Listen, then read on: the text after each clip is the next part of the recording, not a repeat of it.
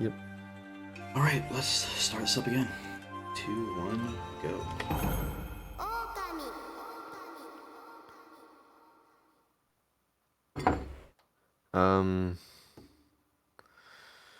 I'm tempted to ask you to start streaming to Discord again, but that's probably a bad idea. I don't want to risk it. I don't want to risk it. Yeah.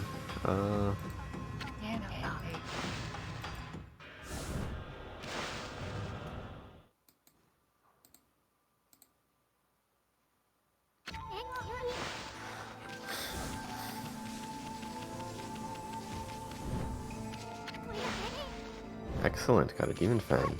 I did. So starting off, we are going to be jumping into each of these cutscenes that we are skipping. That is part of a technique called dash storage. Every time we move around, we are moving in one of 3 speeds. We're either walking, we have green dash, we have gold dash.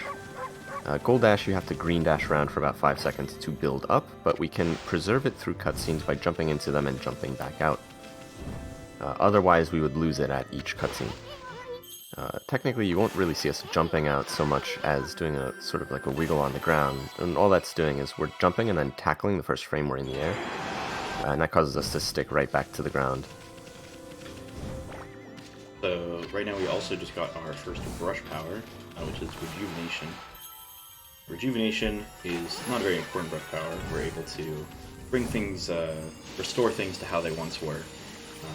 But it's meant to be used at specific times without much freedom, so won't be seeing it too much. The brush is basically this game's central mechanic. It sort of replaces items that you would have in Zelda games. So there's a bunch of different brush techniques and they all have specific uses. Basically what it lets us do is we can freeze the game at any time and then draw on the screen like a canvas, and this lets us use those techniques to affect the world. And there's a lot of broken stuff with that, as you can imagine.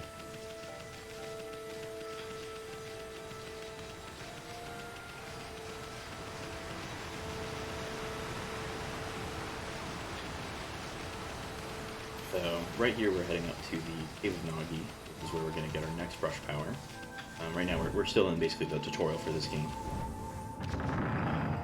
Going through, there's a whole lot of story that we're skipping with all these cutscene skips. But this brush power is Power Slash.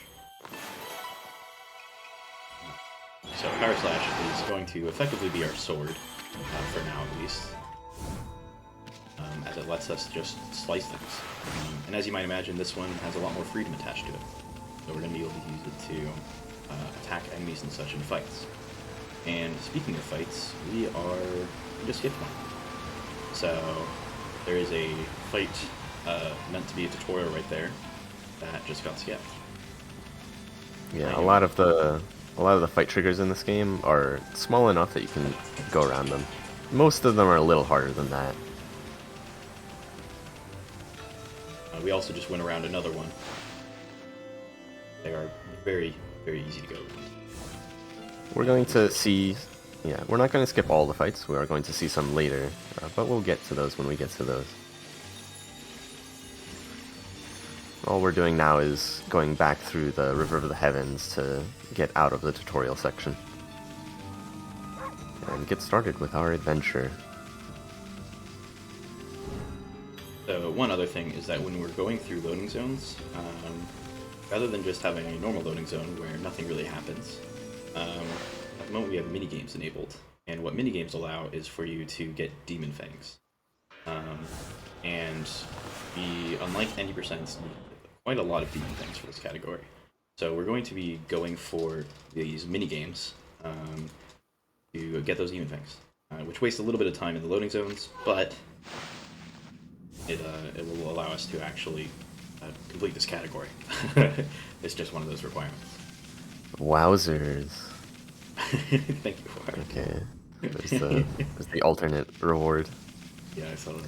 Yeah. So Demon Fang's basically a currency that's mostly used for buying these optional accessories called Heaven. Or I forget what they're called. Anyway. Yeah, we're coming up. You wouldn't normally need them. You wouldn't normally need them, but one of them technically is the trigger for getting a brush technique, so it is required in this category. So just the one thing. Also, right here, we just did a pretty big skip, Boulder skip. What Boulder skip allows us to do is get out of Kamiki Village without actually helping them. They are stuck as statues for now. We'll be coming back to help them later, but for now, you know, they can be stuck in their purgatory for a bit more. They'll be okay. But from here, we're just heading over to what is effectively, I guess, the first dungeon of the game. Sort of a mini dungeon. Yeah, you could call it a side area. But there's going to be some fun stuff here, including our first fight. So the fights in this game are pretty simple. You go to some kind of trigger or you walk into a demon scroll, and you are trapped in a battle barrier, and then there are enemies and we have to fight them. And then the barrier dissipates, and you usually get money.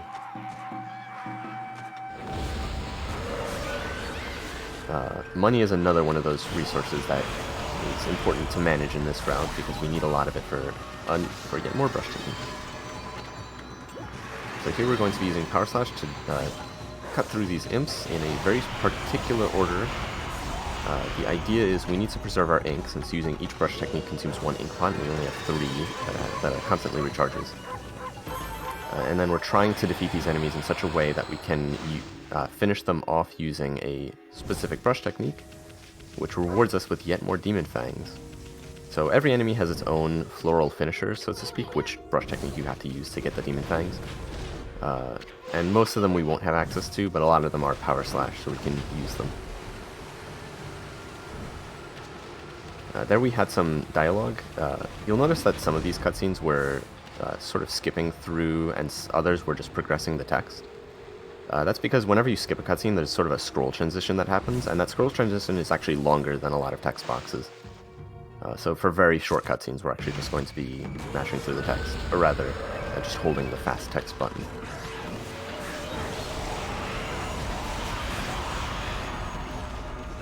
Here's our second fight. With each fight, the enemies you get are 100% consistent for every individual cause of a fight. But where the enemies spawn inside the battle barrier is random, and we call that spread. So if enemies are really far apart, it can be hard to Power Slash a bunch of them at once. You have to sort of manipulate the camera to line them up in 2D space. Yeah, messing with the getting good at moving the camera for brush techniques is actually a pretty big skill for the speedrun, being quick at manipulating it. One other thing is, at the end of that fight, I was barking a bit, which, one, there's a dedicated bark button, which is obviously a pretty cool part about this game. You can bark at any time. They really should have mentioned that on the back of the box. They should have. But at the end of fights, I'm actually specifically barking, because by barking, the results screen for a fight will progress about a second faster. And so, at the end of every fight, I will be barking. And also sometimes I bark just for the fun of it. Barking also has the function of bringing up the UI that's normally hidden, so if you want to check out how much yen you have, it's useful for that. So this is Susanoo. He's the greatest warrior who ever lived. Yeah, he's technically a statue in Kamiki still, but he managed to get out somehow.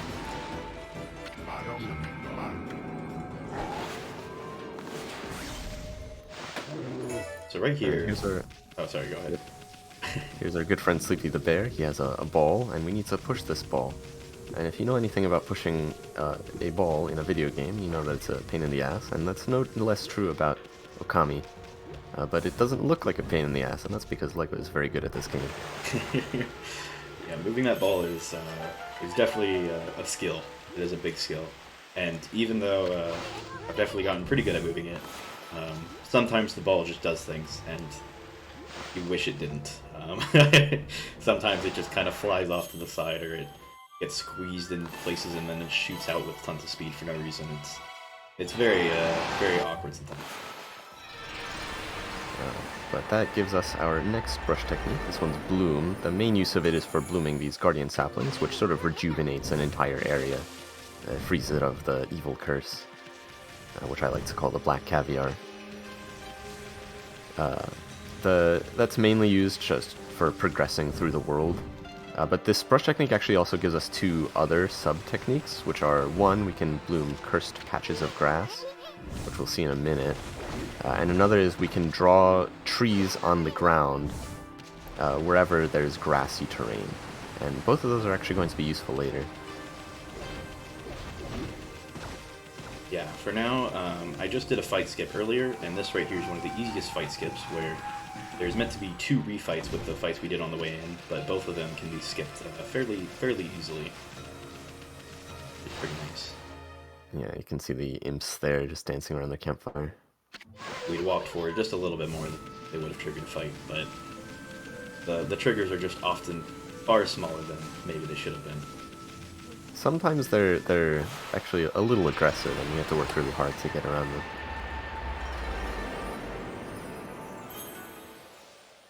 You notice right there, LEGO switched into first-person camera mode for a second, and that's just to move the camera forward a little bit faster. You can't really move around in first-person camera mode, so you can't use it in normal gameplay for the most part. But you know, at the very ends of things, we can make use of it in some cases. Yeah. So for that specifically, and for many other things really, the game wants you to be a certain distance away from it, but it also wants the camera to be close enough to whatever you're using your brush power on. And so by moving the camera closer with first person, it can let us do something just a little bit faster. One thing you'll notice while we're blooming these saplings is that we're getting little orbs with the kanji for gracefulness on it. That's praise, and praise is sort of an upgrade currency in this game, yet another currency. And we're going to be using that to upgrade Ami's abilities at specific points, mainly her ink capacity, since it also gives us a refresh of ink. So I'm going to be doing that right now, actually, because we're going to be using a lot of ink right now, and refreshing my ink capacity is important. Yeah, in order to get one of the brush techniques, we have to bloom all of the sakura in Kamiki Village. You'll also notice a bunch of the villagers are still statues, even though the village as a whole looks fine. The game's sort of in a broken state where it's not sure whether a Kamiki is okay or not. Yeah, so even the villagers that actually look okay, they're still not okay.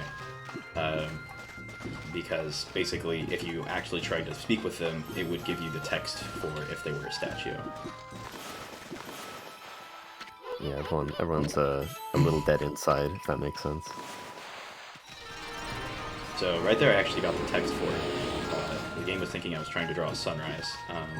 There's a power we don't quite yet have. It's actually why I'm talking to the statues, since to get the power we need to get, you need to talk to 3 of them. Pick up this turnip. And really, we're doing 3 separate things right now. So right here, I just delivered I just did a turnip minigame, which will be important later.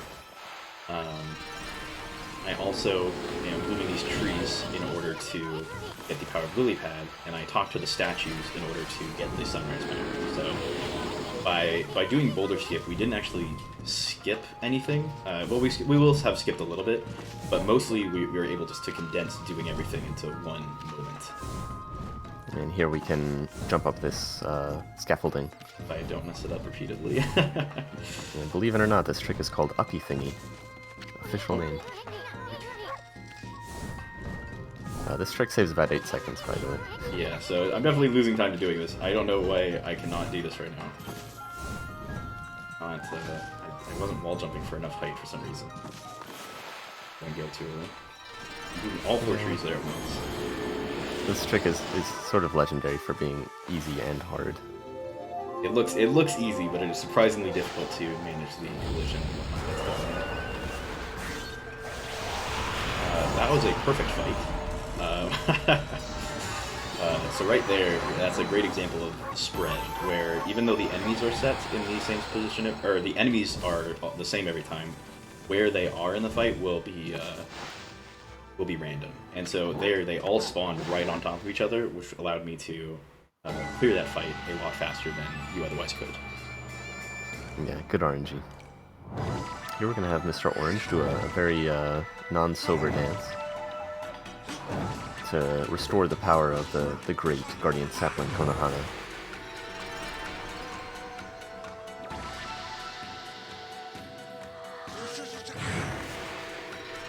some hype music. Yeah, I love this song.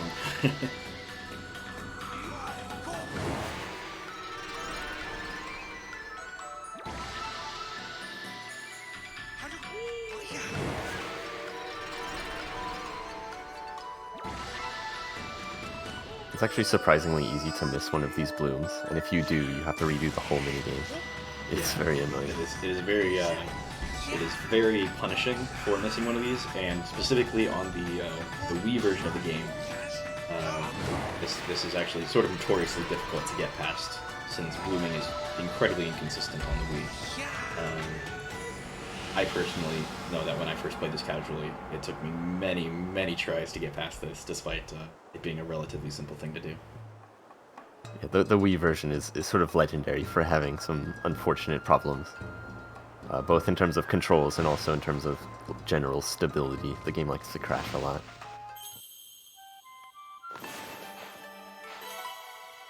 But fortunately, we don't have to deal with that. This particular version is actually the Switch version, but all of the versions released in or after 2017 are basically the same, except for controls. So the Switch, the Xbox One, the PC, and the PS4 versions are all perfectly good for doing this speedrun. So right here I'm actually going to be doing Boulder Skip again, because it is still faster to just do this again than cut the boulder down in the normal fashion. Yeah, there's a whole sequence of talking to weird people that we have to do to get Susano to wake up so that he can cut the boulder for us. Yeah, this trick has a... Yeah. It does have a cue for it, so it's not too bad, but it is frame perfect. And this is a 30 FPS game. It's also really hard to tell if you're early or late for it. Yeah, since basically under other conditions we would use whether you like tackled after or various other things, but in this case we basically used all our resources just to get the dialogue boost, and so we can't use other resources to tell for certain things. So it's a pretty hard trick, just in terms of getting better at it. Pretty hard to practice effectively. So right here we are going to be starting a optional side quest, and that's because the tutorial of it sets the time of day to night, which otherwise we'd have to wait a couple minutes for, just because we just set it today by doing all of the things we just did. Yeah, so daytime in this game, there's a day-night cycle where it's if you just let the game run, it'll be daytime for about 6.5 minutes and nighttime for 2.5, I believe. But often various things in the game will actually. This is not a great fight. Yeah, so this minigame or this side quest is called the wanted list. Basically, there are some enemies that are slightly bigger and more powerful, and they have names, and you have to cross out the right name. The name you get is actually kind of random, but it doesn't really matter which one you get, as long as you can read it. This is one of the downsides of playing in Japanese. You have to somehow memorize the difference between the 5 different names. This one's luckily, after running the game for a while, I actually have, at least for this wanted list, I have internal names for every single imp to help remember. So for that one, I have one of the symbols sort of looks like the Greek letter sigma. So in my mind, that one is Sigma. But I have a name for each one. That's a good one. Yeah, some people just memorize the shape of the symbols. Some people, I know what I tell people to do is just learn hiragana, so you can read the furigana.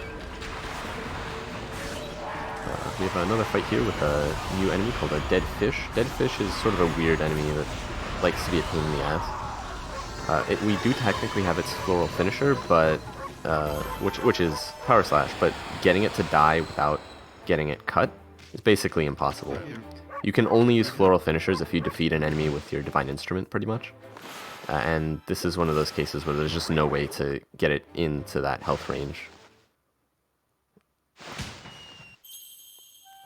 Yeah, so one of the things is that we're defeating these enemies differently than how we would in, say, any %, because we really need all these demon things. So we're basically doing alternate strategies for every single fight where it's reasonable to get a Demon Fang in order to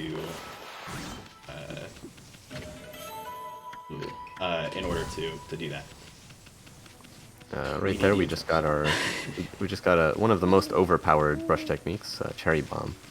This is going to be used a lot, especially in fights. It's obviously the bomb equivalent. Just need to draw a circle and a line through that circle, so the recognition on it can get a little funky. Basically, one important thing about this game is just your brushwork. Trying to get these brush techniques to draw in a way that causes them to still recognize consistently, but doesn't take forever, is really important, because we're using these brush techniques a lot throughout the run, so small time save can add up. Yeah, so the game intends you to draw them with it intends you to draw a circle and then draw a little, like, I just forgot what it's called. What's that part of it? Yeah, a fuse. I wanted to say a flick, and I'm like, it's not a flick. It's like a wick. It wants you to draw a little fuse thingy to like stick out of the circle slightly, but it's actually just looking for any kind of circle or loop thing with a line touching that loop circle. So because of that, the way that we can draw it is pretty different than what the game intends. And we're going to be doing that with another brush power as well, though we won't be using that one too much.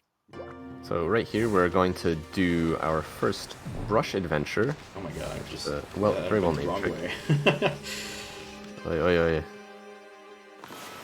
oi. So basically the brush can be moved physically in space, and we're going to try and move it out of bounds. So one nice thing about the brush is that it's a lot easier to clip it out of bounds than it is to clip out Ami, and it's not affected by gravity. So by moving it in very finicky ways, we can sort of drag it across space in order to get it to specific areas so that it's close enough to something to actually use a brush technique on it. Here we're trying to get it to this cursed patch, because blooming a cursed patch will always warp Ami to it. So this teleports us to this area, and this actually teleports us past a fight trigger with a cool character called Waka, so we can skip that fight. Yeah, so that fight isn't too terrible to do, but specifically we would want to have gotten a battle item for it, which we're actually going to get right now. This is a Steel Fist Sake. But getting that Steel Fist Sake costs money, or it would have been out of the way to get, and so because of that it's faster to just not do the fight.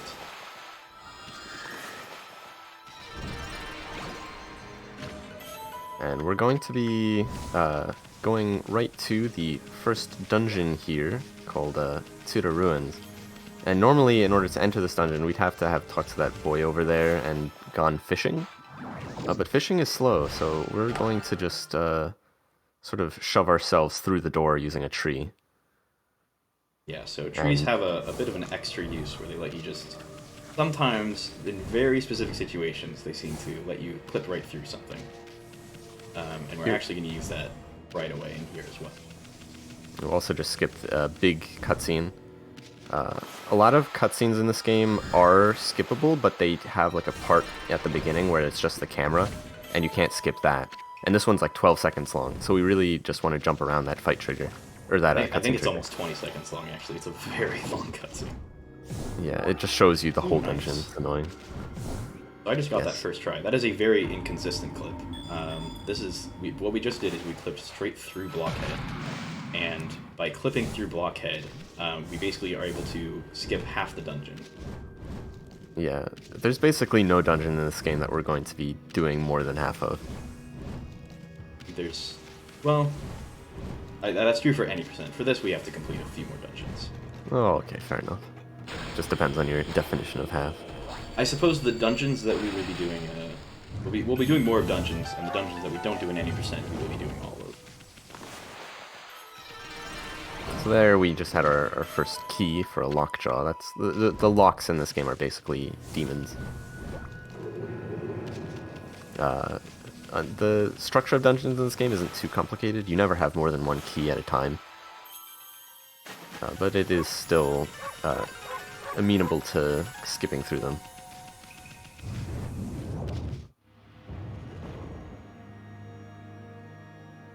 So And this brings us... Oh, sorry. Yeah. We just got to the triple gate room where we have 3 fights that we are required to do in order to progress this dungeon. So this is going to show us the power of Exorcism slips, actually.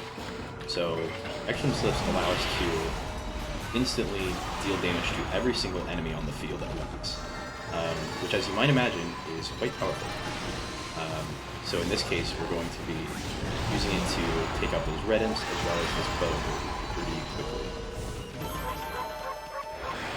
We're also going to use another action flip for this fight as well.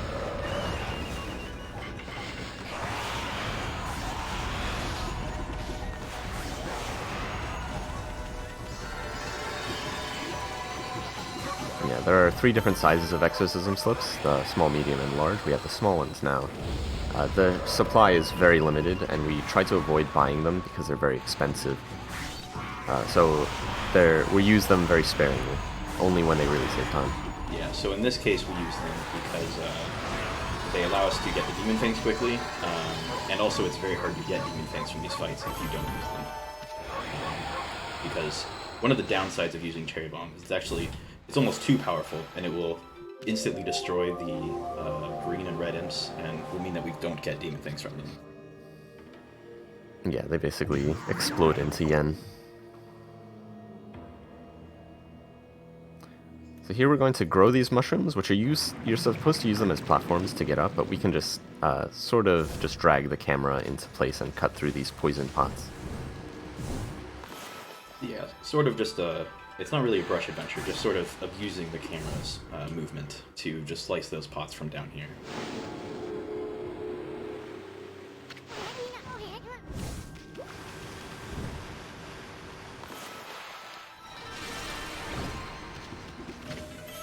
So having removed all the poison from the dungeon, we can now get to the center room where the brush technique is located.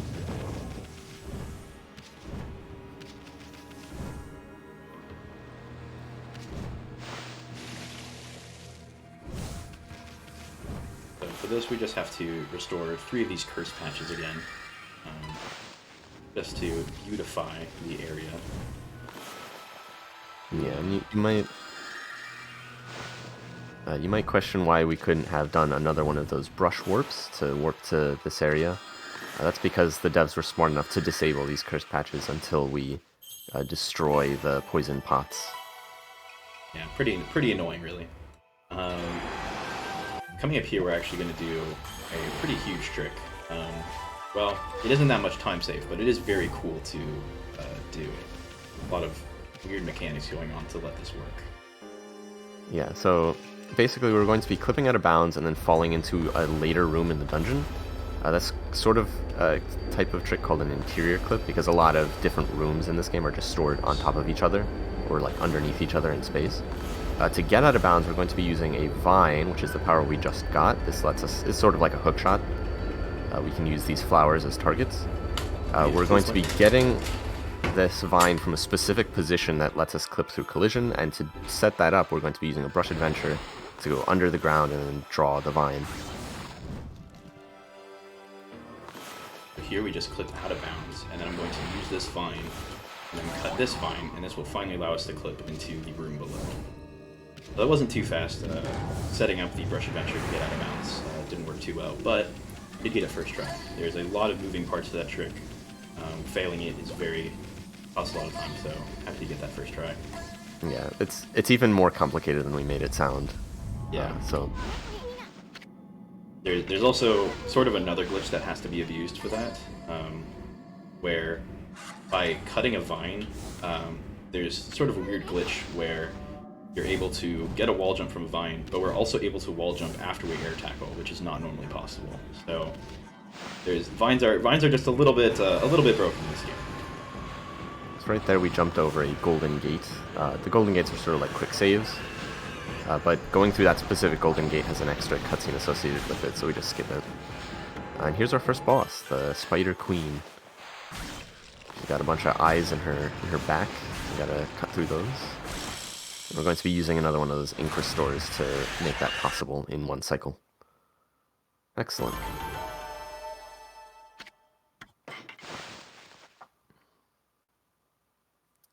So in just under 30 minutes, we've defeated the first major boss of the game, while doing a whole bunch of extra optional stuff along the way.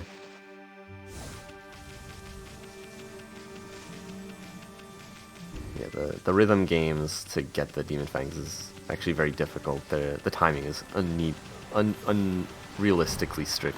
Yeah, and especially it's strict enough that trying to time it by what you would initially think is the timing doesn't really work. Quite literally due to like latency of my monitor and stuff like that. So I'm actually, compared to when the paw would normally appear, I'm having to consciously do it just slightly earlier because otherwise it would not register. So it must only be like a 2 or 3 frame window, I feel like. Yeah, it's very really, tight. It's really tight. And the fun thing is that the first paw print is, like, the paw prints are sort of like a global cycle, so the first paw print isn't consistent based on when you enter the loading zone. It has a little bit of variance to it. So it's basically random whether you get the very first Demon Fang. Yeah, it's pretty rough. We have here sort of like a timing minigame with this log bridge. We have to catch the vines as they're speeding past.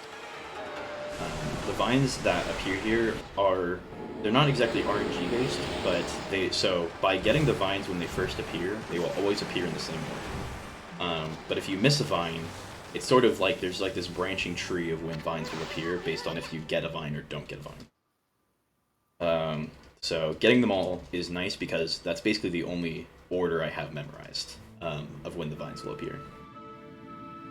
It definitely makes it more consistent. Here we have a mashing minigame. Usually we don't like to go through these because you have to basically mash the A button 60 times within a few seconds. And that's a big pain, as you can imagine, so we tried to not do that, except on very long loading zones. Wait, I don't do that here. I don't do that yet. I will eventually be selling all my treasures, but it's better to wait until later to sell them, so that I can sell multiple of the same kind of treasure at once. But so we skipped a Waka fight earlier with that brush adventure to a curse patch, but now we're going to actually do a second Waka fight that is going to be our first. And this is going to be a great example of the power of Steel Fist Sake and Cherry Bombs. Yeah, Steel Fist Sake is a battle item that basically doubles your strength with everything except Power Slash. But I think it's the only brush power that's effective is Cherry Bomb. Okay, well, Cherry Bomb works for some reason, and so we can sort of just blow up this dude. Yeah, it's incredibly powerful. To defeat Waka without using Cherry Bomb would take probably at least another 30 to 40 seconds, I'd guess. It is so fast at destroying enemies compared to any alternative. Yeah, those powered up Cherry Bombs are going to come up a lot of times later in this run. It's just a very good strat on a lot of enemies.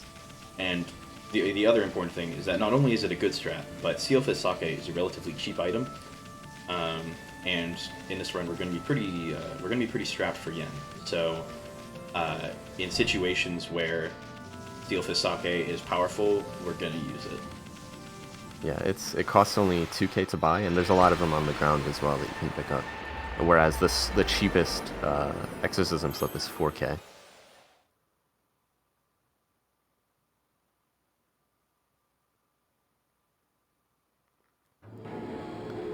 Yeah, the mashing minigames are really they're incredibly awful to do, really. Basically, the reason why they're so bad is that on the original PS2, the minigames were made as a way to pass time during loading zones because loading zones were way longer. And so the mashing minigame was made so that if you mashed at a pretty normal, casual mashing speed, you would get a Demon Fang by the time the loading zone ended. But on newer consoles, the loading zones are much shorter.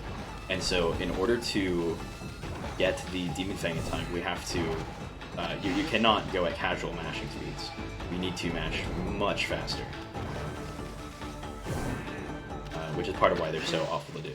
Because we quite literally won't get the Demon Fang if I don't mash as hard as I can. So right there we were doing a minigame with these molsters, a very unfortunate name, but they give us a golden teacup, and we bring this back to the tea master, and he gives us a golden mushroom, And we're going to be using that much later. Not that much later. Normally, it would be much later casually, but we will in fact be... we haven't done too much out-of-order stuff yet. Boulder skip was the only real out-of-order thing we've done so far, but we're going to be doing quite a bit of sequence breaking in this run. Yep. We're going to have our next sequence break actually before too long. Right, so right here we're traveling to the Devil Gate for this Mermaid Spring. So we've seen a couple, or at least one Mermaid Spring already. These are basically fast travel locations, and the important thing is that in order to unlock them, you have to travel close enough to the Mermaid Spring physically. It's not enough to just travel to the same map. And this one in particular is locked behind the Devil Gate. A few of them are. And these are just useful for traversing around the world, especially since we're doing things out of order. Being able to get back to places quickly is very necessary. Yeah. We will be using fast travel quite a bit in this run.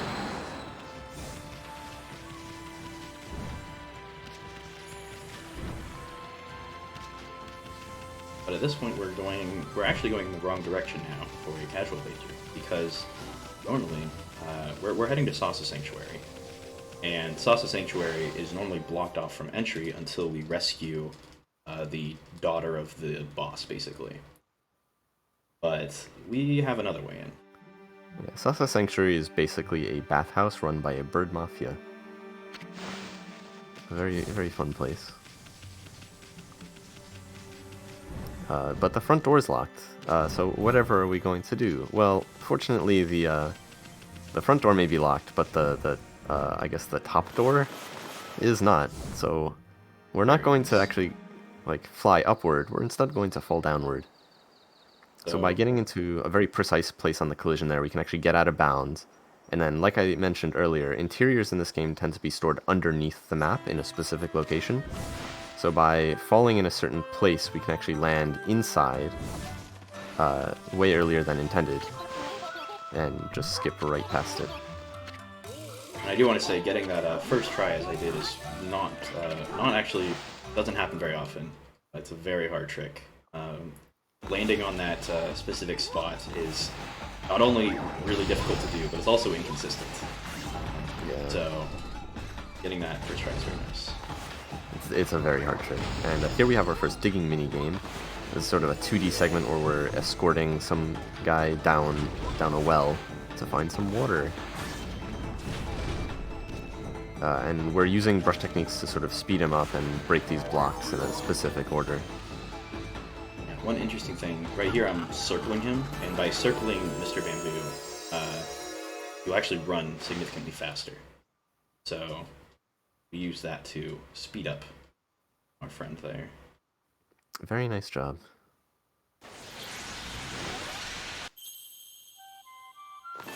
I also, during that game, spent a little bit of extra time to get some extra yen, just for a little bit of extra money. That was what that little pot was. This gets us another brush technique, Water Spout, which basically lets us drag water from a water source to some target. It's not going to come out too much, but it is a very necessary brush technique. It also lets us make these sort of water pillars, which is another thing that doesn't come up very often. We're only going to do that twice in the run, I think. Yeah, not so much. But it is necessary. It is. Water Spout is surprisingly necessary, because there are a lot of times where the game wants you to use it, even if it's not really useful in battle or anything. Well, it is a little useful in battle. Okay. We'll be seeing that later. Oh, that is true. That is true. I mean, that's sort of in my mind one of the checks, but yeah. So here we are running up to find a dog. So we're supposed to have already heard about these dogs, but this is because we're doing things out of order. We have a magical floating thing in front of us. That is the Canine tracker, which we haven't received yet. And it is showing us the location of one of the Canine warriors, who is sort of slacking on his job, so he's just sleeping in a piece of bamboo here. And we have to go beat him up, so that he'll learn his lesson and give us the orb on his neck. So this is, we're going to be doing 4 of these fights total, and this is by far the hardest one. That's actually pretty nice. Take here likes to jump around. And these cherry bombs are, their radius to explode when they're near an enemy is super small. Very nice of Take to jump right into the bomb at the end there. But basically, the cherry bombs are, while incredibly powerful, you have to place them very specifically for them to actually explode on enemies. So, very nice. That was a pretty good Take fight. That fight can go horribly wrong. Yeah, the dog fights are probably like the most RNG heavy fights just because of the erratic behavior of these dogs. And they all do different things, it's weird. The bombs themselves, they have a timer to go off, but they'll go off instantly if they collide with either certain types of environmental objects or the enemies themselves. And in this case there were no environmental objects, so we just have to try and find ways to have Take either jump into them or push them into Take. So right here, this is going to be our first instance of fast travel. These are the Mermaid Springs. I'm just going to go right back out to that Mermaid Spring I unlocked before coming in. It's actually very lucky that they give you a fast travel token right now, because there's actually no way to physically leave the area anymore, because the door is locked, and we can't do that same kind of interior clip to get out. So the only way we can actually get out is just because the game gives us a fast travel point. Yeah, it's very, very nice that it all lines up that way.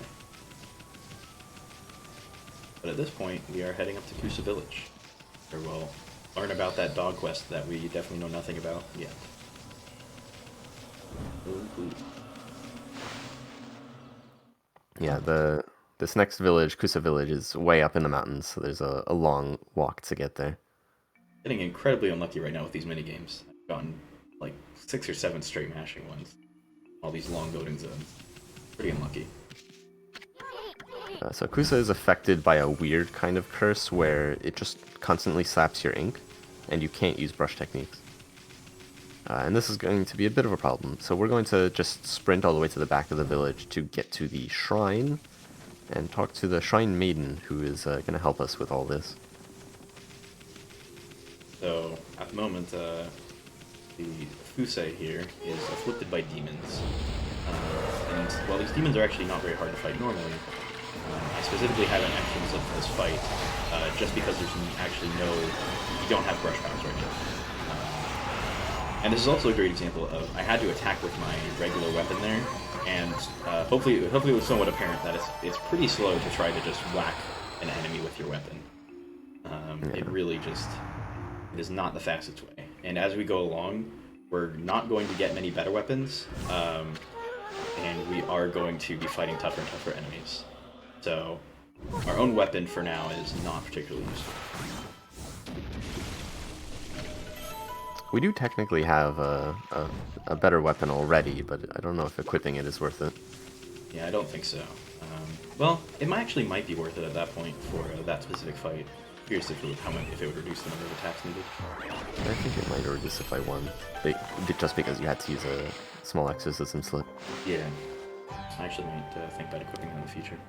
Okay, so right there, Fusei gives us the real canine tracker, and now we have to go around the village feeding all of the dogs. So we don't have to fight all of them. We only have to fight about half. There's 8 in total. So the dogs in the village are largely peaceful. They don't really want to fight. They just want food. They wake up and choose hunger instead of violence. It's true. We wake them up. They're asleep. Well, this one is. Oh, one funny thing is, so these dogs talk, which is not particularly normal for dogs to do, but in this case, it's actually a little bit funny because most of the time when you feed animals, you can just press A, and it will instantly bring up the feeding menu. But in order to feed these dogs, you actually have to manually bring up the menu just to do stuff. Now we're going to do another short brush adventure to another cursed patch. So each of these dogs are actually hiding in ways where you need a brush power to get to them. And in this case, this one's hiding inside of a cursed patch. So we can warp right up to it. So that's Shin Warp. And right here, the game is actually going to do something weird. There is a 4th dog to feed in the village, but because we already fought a dog, the game thinks we've already sort of saved 4 different dogs.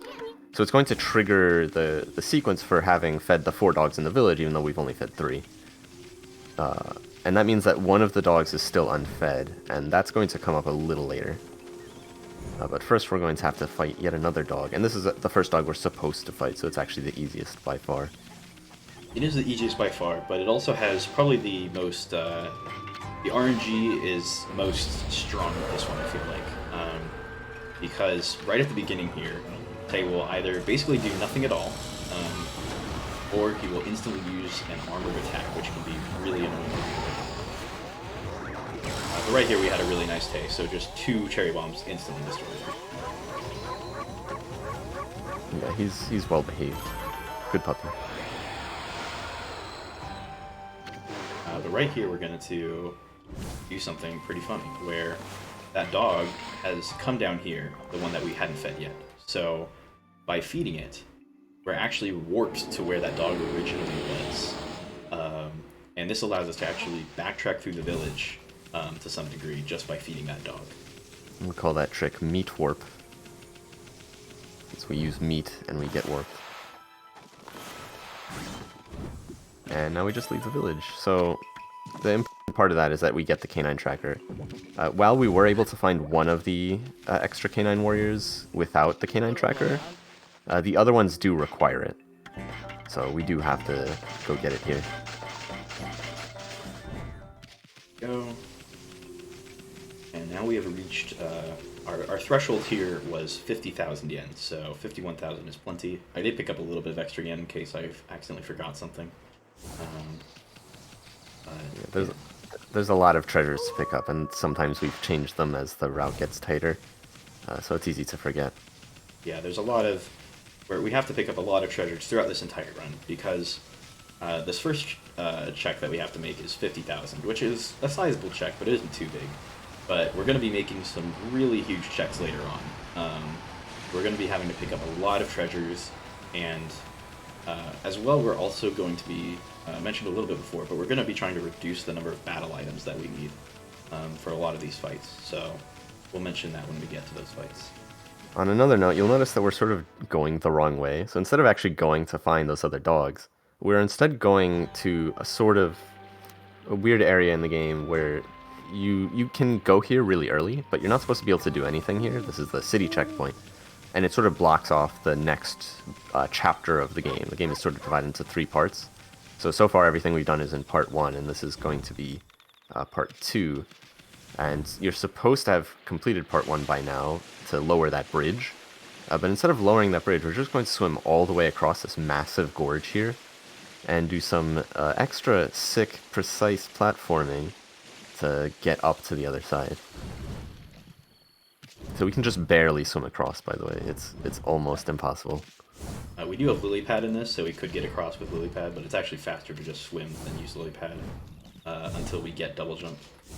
So that platforming right there, I made it look pretty easy, but it is very hard. Specifically, landing on the top of that rock is actually incredibly precise, and the movement for it is basically something that I've just sort of completely have down by muscle memory, but it's not really something that it's very hard to describe the exact movement. Yeah, city checkpoint skip is definitely one of the hardest tricks in the game, but that brings us right up to the next chapter. So this is Cursed Ryoshima Coast. Here we're going to be actually entering a curse zone for the first time, not because we want anything in the curse zone, but just because it lets us walk around a fight trigger. Definitely an oversight by the devs. Weren't really expecting people to actively go in here. But now we're and here we're also going to cool trick. Yeah. Yeah, we're going to clip the camera through the ground in order to line up the brush so that we can get a water source lined up with a target, and skip having to do a thing where we move the water up to like 2 different lakes. And that just warps us all the way up here. And it also gives us something called walking while talking. We can act while the cutscene's going on. So we can't really do anything with it, we just like to bring up the map and mess around. It's a sort of a side effect of the trick. Yeah, there is one fun glitch you can do with it, but it isn't useful, so. It isn't useful, and it would just waste a lot of time to do it right now. And it would also probably crash the game. You can, I've done it, you don't necessarily, if you just go back and bloom it again, it doesn't actually crash the game. But, so, Anyway, instead of talking about things we're not doing, yeah, rather than talking vaguely about random things, we're going to be... Yes. So there's a tiny hole in the collision here. As I said earlier, it's actually really hard in this game to clip straight through collision. It's just most of the time what we've been doing is jumping over collision in ways the devs didn't intend, but here they actually put a hole where the stairs meet the ground. So we can just barely sneak through if we walk in the right direction with the right speed. There we go. Practice that again. That was one of the things I meant to practice before. Yeah, another thing to note is that the interiors in this game don't tend to be stored directly under the corresponding exterior. They're stored in usually close to the origin of the map, so we can actually save some time traveling to the dojo here by because the origin is closer to where we started than to where the physical dojo is located. Yeah, the dojo is also on island, so yeah, it's a little bit annoying to get to. So the dojo is where we get extra battle techniques for the most part. But one thing it does give us is a few overworld techniques, and this is one of them. This is the double jump. And if you've seen some pretty broken platforming so far, you can imagine that a double jump is just going to turn that up to 11. So this is one of the main reasons why we try to get here so early. Why we do city checkpoint skip is just to get this ability as early as possible. And the next thing we're getting is another technique that is normally optional, which is Digging Champ, and this is required for one of the brush techniques. Otherwise, we don't really have much of use for it.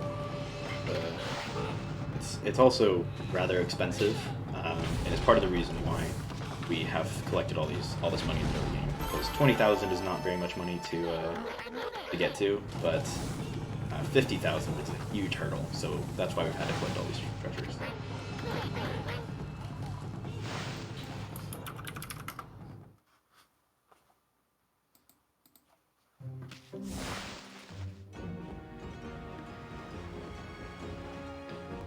But even though we've met this hurdle, we still have a lot more treasures to collect, so we will still be collecting many, many treasures. Because now that we've reached this first check, we have some more in the future that we have to deal with. So we're going to do a little bit of swimming here, and we can actually, in some cases it's faster to hop on lily pads than swim. But in a lot of cases it's just really annoying to do that, so we don't. We're going to be skipping another fight here with an Ubume. Hopefully. Not the last one. Okay, there we go. Very good. Another fight skip. So we sort of have to squeeze right into the cliff there to get past the trigger. And this brings us to Saiyan City, the capital of Japan. Saiyan is afflicted by a horrible plague right now, and so a lot of the... As you can imagine, it's a very relatable scenario, but a lot of the buildings are stuck in a curse zone, so we can't really get into them. But their interiors still exist underground, so we can do an interior clip, yet another one, to reach a specific building we're trying to get to, which is the restaurant. This is a slippery slope, so the platforming is kind of precise. I'm gonna play this one safe. I don't feel good about this one.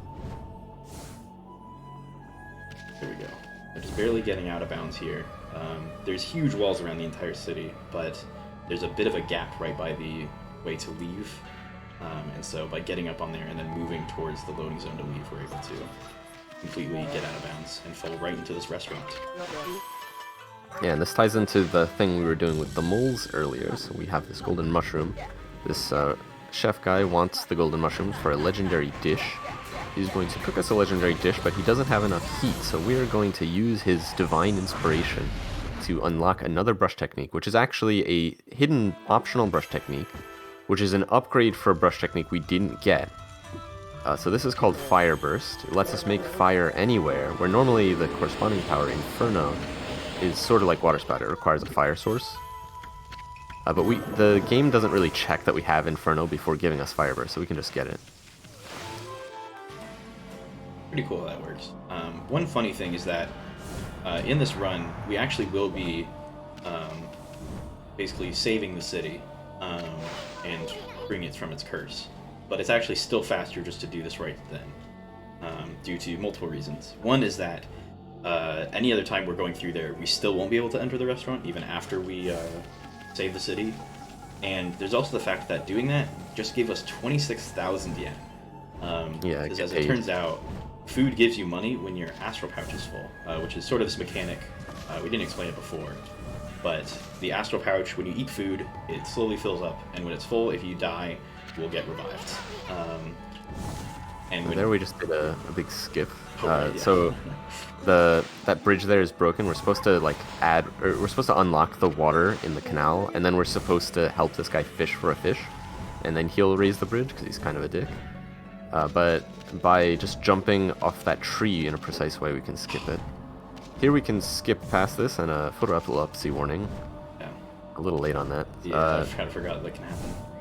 There's some very tight collision here, and we can sort of squeeze past it to skip this little building here, the lecture hall.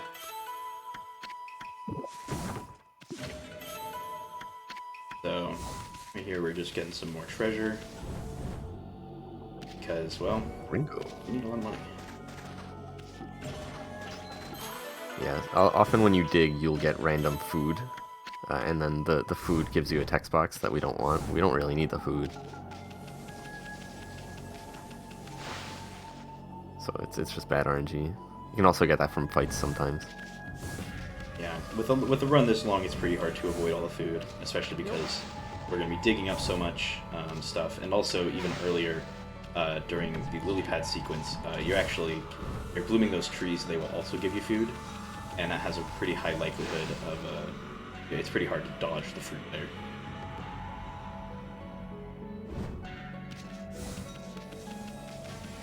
So we've got these prayer slips here. We're going to be returning to the rightful owner, the person that we skipped talking to a bit earlier, Lady Rao. And she's going to be a big help for us.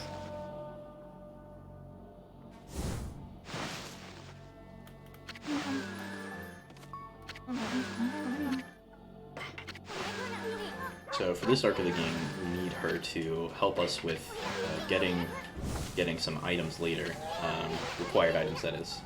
Not the extra ones we've been picking up. But we actually won't be doing that part for quite a while, due to some more sequence breaking. Lego, what's your favorite part about Rao? My favorite part about Rao? Yeah, what do you think is the best feature of Rao? You know, I love the way that she, has the edgy thing going on, Yeah, the hair covering one eye. Yeah, it's pretty cool. I like how helpful she is. She sort of tags along with our adventure, Yeah. helping us achieve our objectives. No, she definitely has no ulterior motives. Thank you, Pop. Right here, we're going to be doing a huge trick after I get through this minigame. Yeah, this trick is an extremely difficult one. It's going to look about 50% as cool as it is, and it looks very cool. So first we're getting up on this gate over here. Actually, yeah, you should explain it because I need to focus. So basically the cliffs around here are covered in a type of collision that prevents you from jumping when you're physically above them. So we have to sort of do sliding ground tackles off of the cliff and then jump back onto them to scale the collision, and that gets us... Yes, excellent work. That worked really well. Gets us right over this border gate here. So the gate, we're not supposed to get to this area yet. We're supposed to talk to the Queen of Japan in order to get a border pass to get through this gate. But we can actually jump right over it by doing that insanely precise platforming. It is, it looks probably somewhat difficult, but every single part of that is I'm having to do specific movements. Everything is calculated. Not only is there a jump barrier, but even I also need to retain my speed when I'm going over those cliffs so that I can escape the jump barrier. And in order to do that, you have to land on each slope in precise ways to make sure you don't slow down. So there's a lot of stuff going on with that one. Yeah, we call that, well, I like to call it barrier skip just because of the jump barriers involved, but everyone else calls it toaster skip. For complex reasons. Yeah. It's a speedrunning trick, it's just the way of things. Yeah, we have some fun trick names in this run. We're gonna see some later.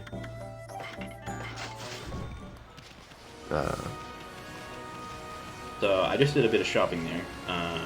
I picked up a Marlin rod, which is needed for another optional brush technique we'll be getting later.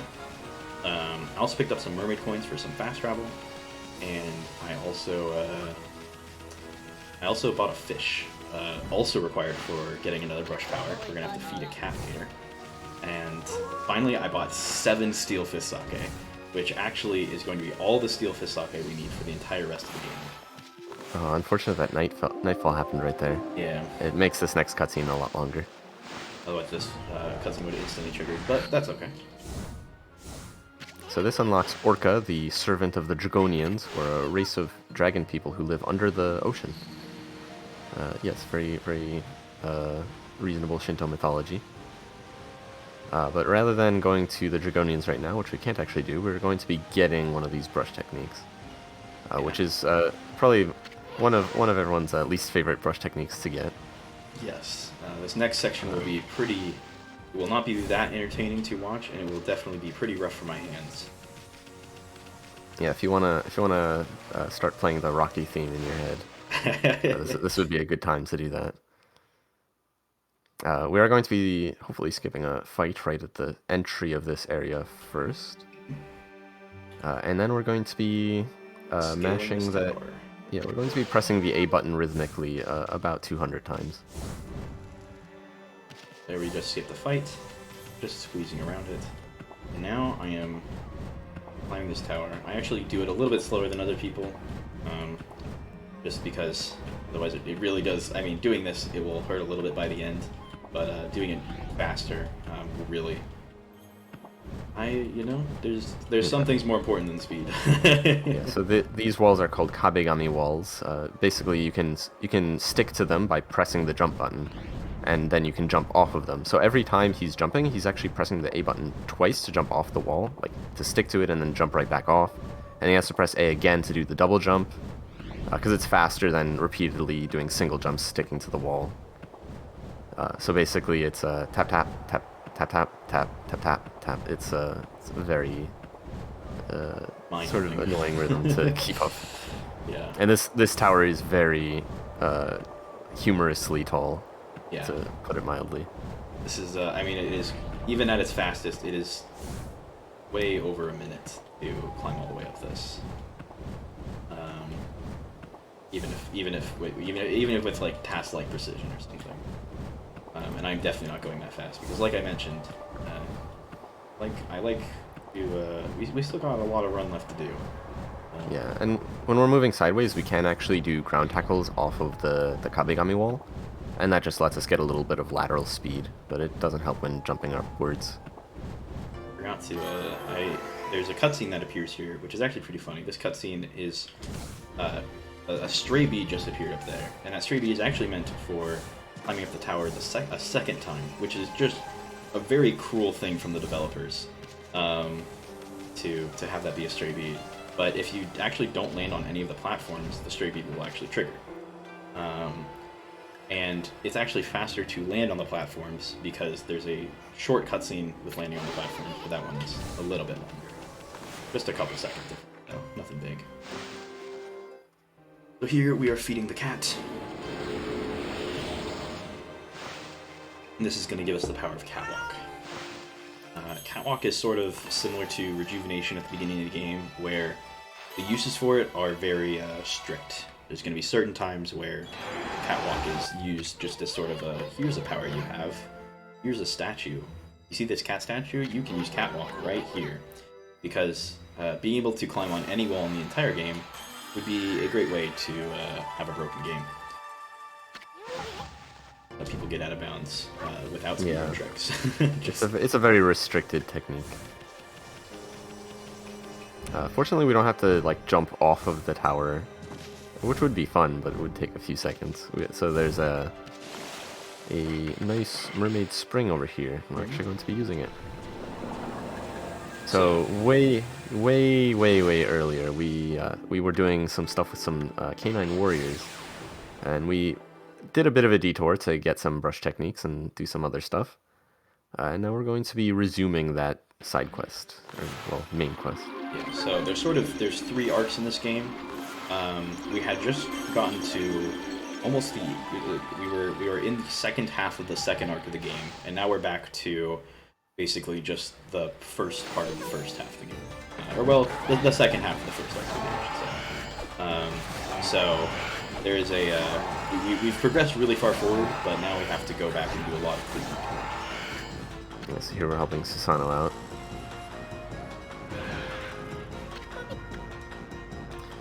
Huh? So the reason we help there, Yep. the reason we help there is because the Canine warrior in this area actually won't appear, basically, until we do that little QTE. So we just have to do that in order to get to this Canine warrior.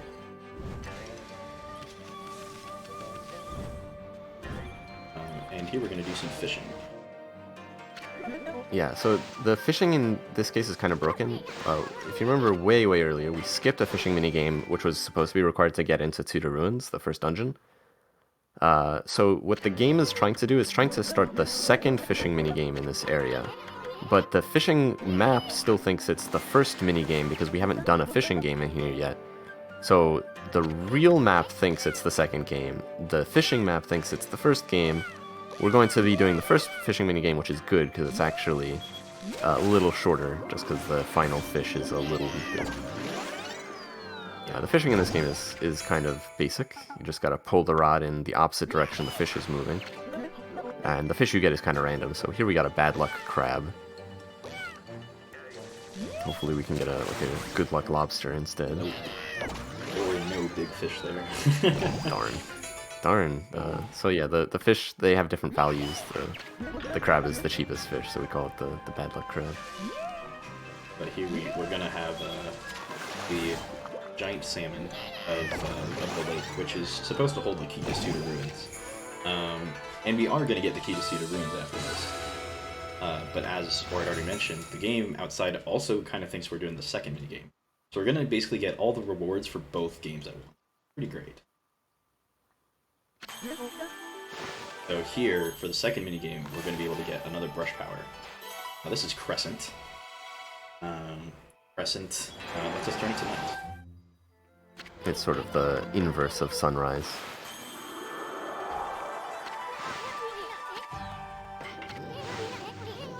Now we have another dogfight. So this is Ume. Ume is, in my opinion, the easiest dogfight. Ume, most of the time, I'm just going to walk over to the side here, I'm going to draw a bomb where he's going to jump, and I'm just going to draw a bomb a few more times right where he is, and he's just going to take it. Ume just doesn't really like to move around very much, and also doesn't really use armored moves very much, so most of the time he ends up being quite an easy fight. Good dog. So yeah, we have the key in our mouth. It just puts it in there for us, but we don't need that key. We already entered the dungeon, so we're just gonna just carry it along with us, I guess. Yeah, and there isn't really much use to having the key. Actually, because of the things doing out of order, if I don't use this key now, the key will actually disappear forever, I believe. Actually, it does come back if you reload the map. Oh, okay, interesting.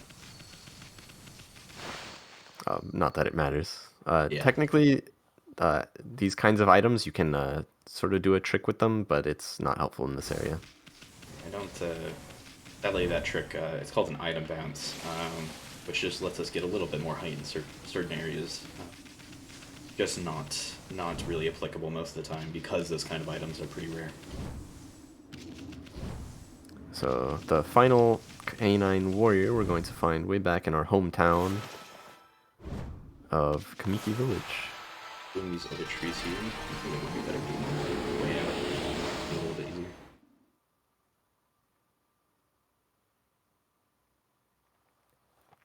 So if you remember when we were getting Water Lily, we also dug up a bunch of turnips. And that's for this. This dog will refuse to fight us unless we beat his turnip digging record, which basically just means we have to dig up all the turnips. Yeah, because we got the oddly shaped turnip, the 10th turnip in the field, miraculously it is always in the 10th spot, no matter what order you dig them. Pretty impressive, really.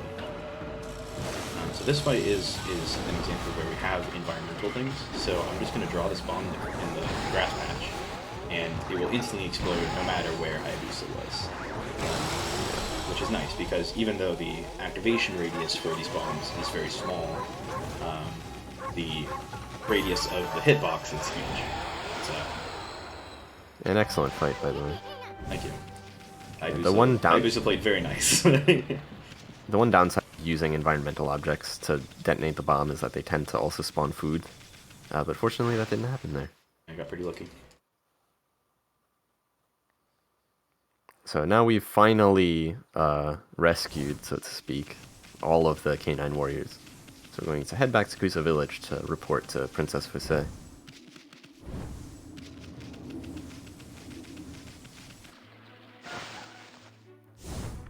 And because we never unlocked the fast travel point for this map, for a Shinshu field, we're going to go do that now with our overpowered brush techniques.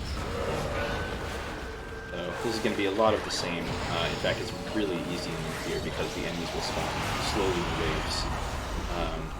Actually, in any percent, we do specific techniques to reduce the how long these enemies will take to die. But in this case, getting demon fangs is much more important than all times it was like that. Yeah, in multi-phase fights, the next phase won't start until all of the enemies finish their death animations. And depending on how you defeat the enemy, their death animation can actually be a lot quicker. If you cherry bomb them to death, they explode into bits, so obviously they disappear very quickly. And for certain enemies, we'll actually see later on, doing their full finisher will actually like just delete them from existence, essentially, and the next wave can spawn instantly. Now, though, we're going to finally head back to Kusa village and to the shrine that we didn't go to before.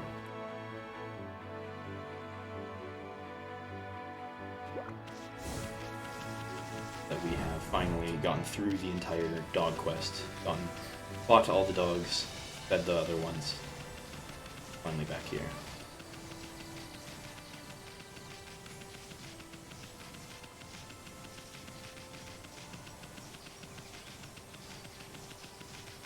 You might question why we didn't unlock the Shinshu field warp point earlier. And the main reason is just because there's some extra cutscenes in that area the first time you're there that we can skip by unlocking it the second time that we go to the area. It's also just a little bit less movement since we would have had gone out of our way to start to fight it and then just leave it alone. But in this case, we were wanting to warp out anyway, so doing it there makes a bit of sense. They're just running right through Kusa village yet again. Can cut a couple corners now that we have double jump. Another thing we're not supposed to have at this point of the game still. But I forgot to cut the corners as much as I could. I think single jumping for some reason. Talking to Fusei is actually one of those rare auto stops I mentioned at the start of the run. We don't have to jump to talk to her and preserve our dash. So these orbs are going to be, these are basically the orbs of the Canine warriors. They're for an orb for each one. And this is the key to get into Gale Shrine. Yeah, this is the second dungeon of the game. And there isn't a whole lot going on with this dungeon. So this is kind of this is not as important for this category, but there's sort of a very big trick for any percent having to do with these orbs, which is that it is technically possible to actually skip collecting all these orbs for any percent to get in here. However, in order to do that, it requires doing a ton of frame-perfect jumps. And I do mean a ton of frame-perfect jumps, a minimum of 6, in order to die on the barrier that was there. And if we do it correctly, we'll actually respawn basically in the middle of the dungeon after you go through the death animation, and that allows us to skip doing the entire dog quest, so we wouldn't have even had to save Kusa village from being cursed, never had to fight all those dogs. So there's a lot of potential time save in there, but the trick is really hard, so at the moment it hasn't been used for any actual run. Here we have a new type of enemy, a Chimera, and they're yet another enemy we can just smash Cherry Bomb on. Yeah, they're these guys. They actually give 2 Demon Fangs, so it would be nice to take them out. But they the way to get Demon Fangs is pretty slow with them. Sort of have to do 2 cycles, which is about 5 seconds, so it's not quite worth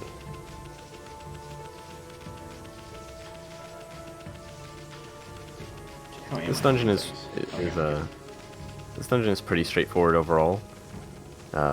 It's not as complex as some of the other ones, but that is fine.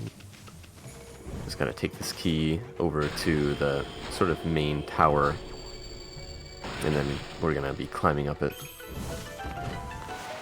It has an elevator in the middle, and that elevator is explosively powered. Very, very safe. Very compliant with ancient. Considering I don't think that the regular residents of Kusa Village who may want to come in here have access to bombs. But you know, what do I know? Yeah, it's very compliant with ancient Japanese safety standards. Yeah. Sometimes you just have your large explosive powered elevator. It's impressive that it holds itself together. Mm-hmm. It's the ancient Japanese carpentry right there. So right there, I'm trying to do a little trick where by spawning a bomb at the end of the fight, it will trigger the elevator as soon as this key stops spawning. And this is just a little time saver, because otherwise I'd have to fall all the way back down to trigger the elevator to come right up to me again. This one's actually a little precise, because we can't really...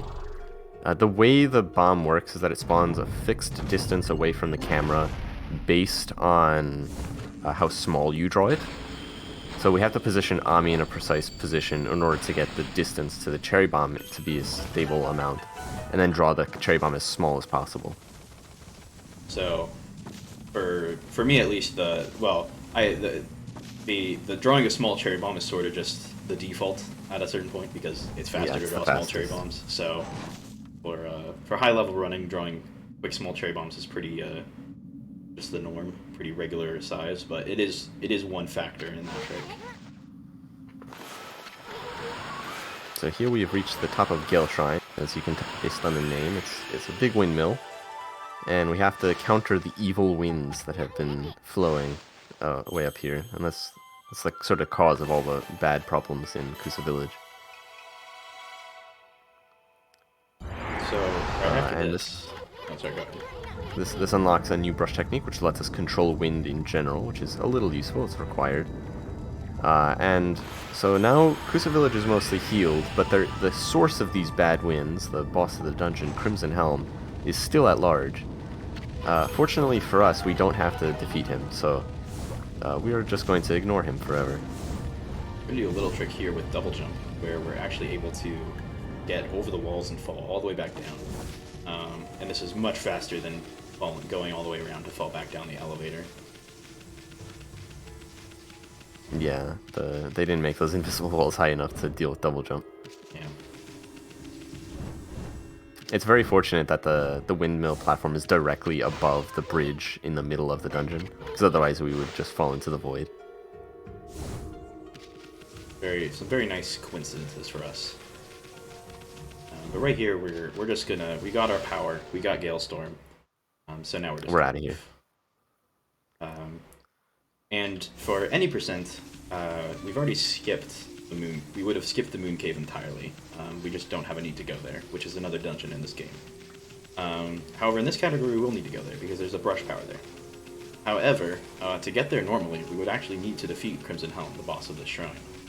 We're gonna have another way to get into Moon Cave later. So, that to look out for. Yeah, it's a lot of sequence breaking. Ooh, that's right.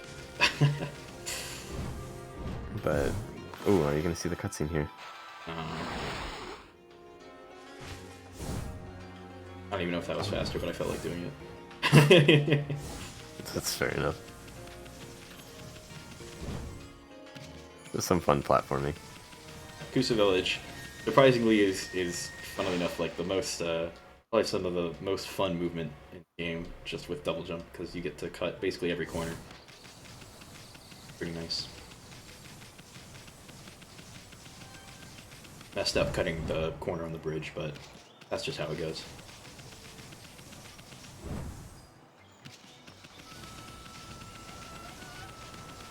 So instead of actually going to Moon Cave right away, which we could do right now, it's a little bit faster to do things out of order here, just because we're going to need to go to Shinshu Field again later. So instead we're going to resume the thing that we stopped doing to resume the thing that we stopped doing earlier. Yeah, we're going back to North Ryoshima Coast, basically. And if you remember, we were talking about Orca, the servant of the Dragonians, and now we're actually going to go see the Dragonians. For real this time. Yeah.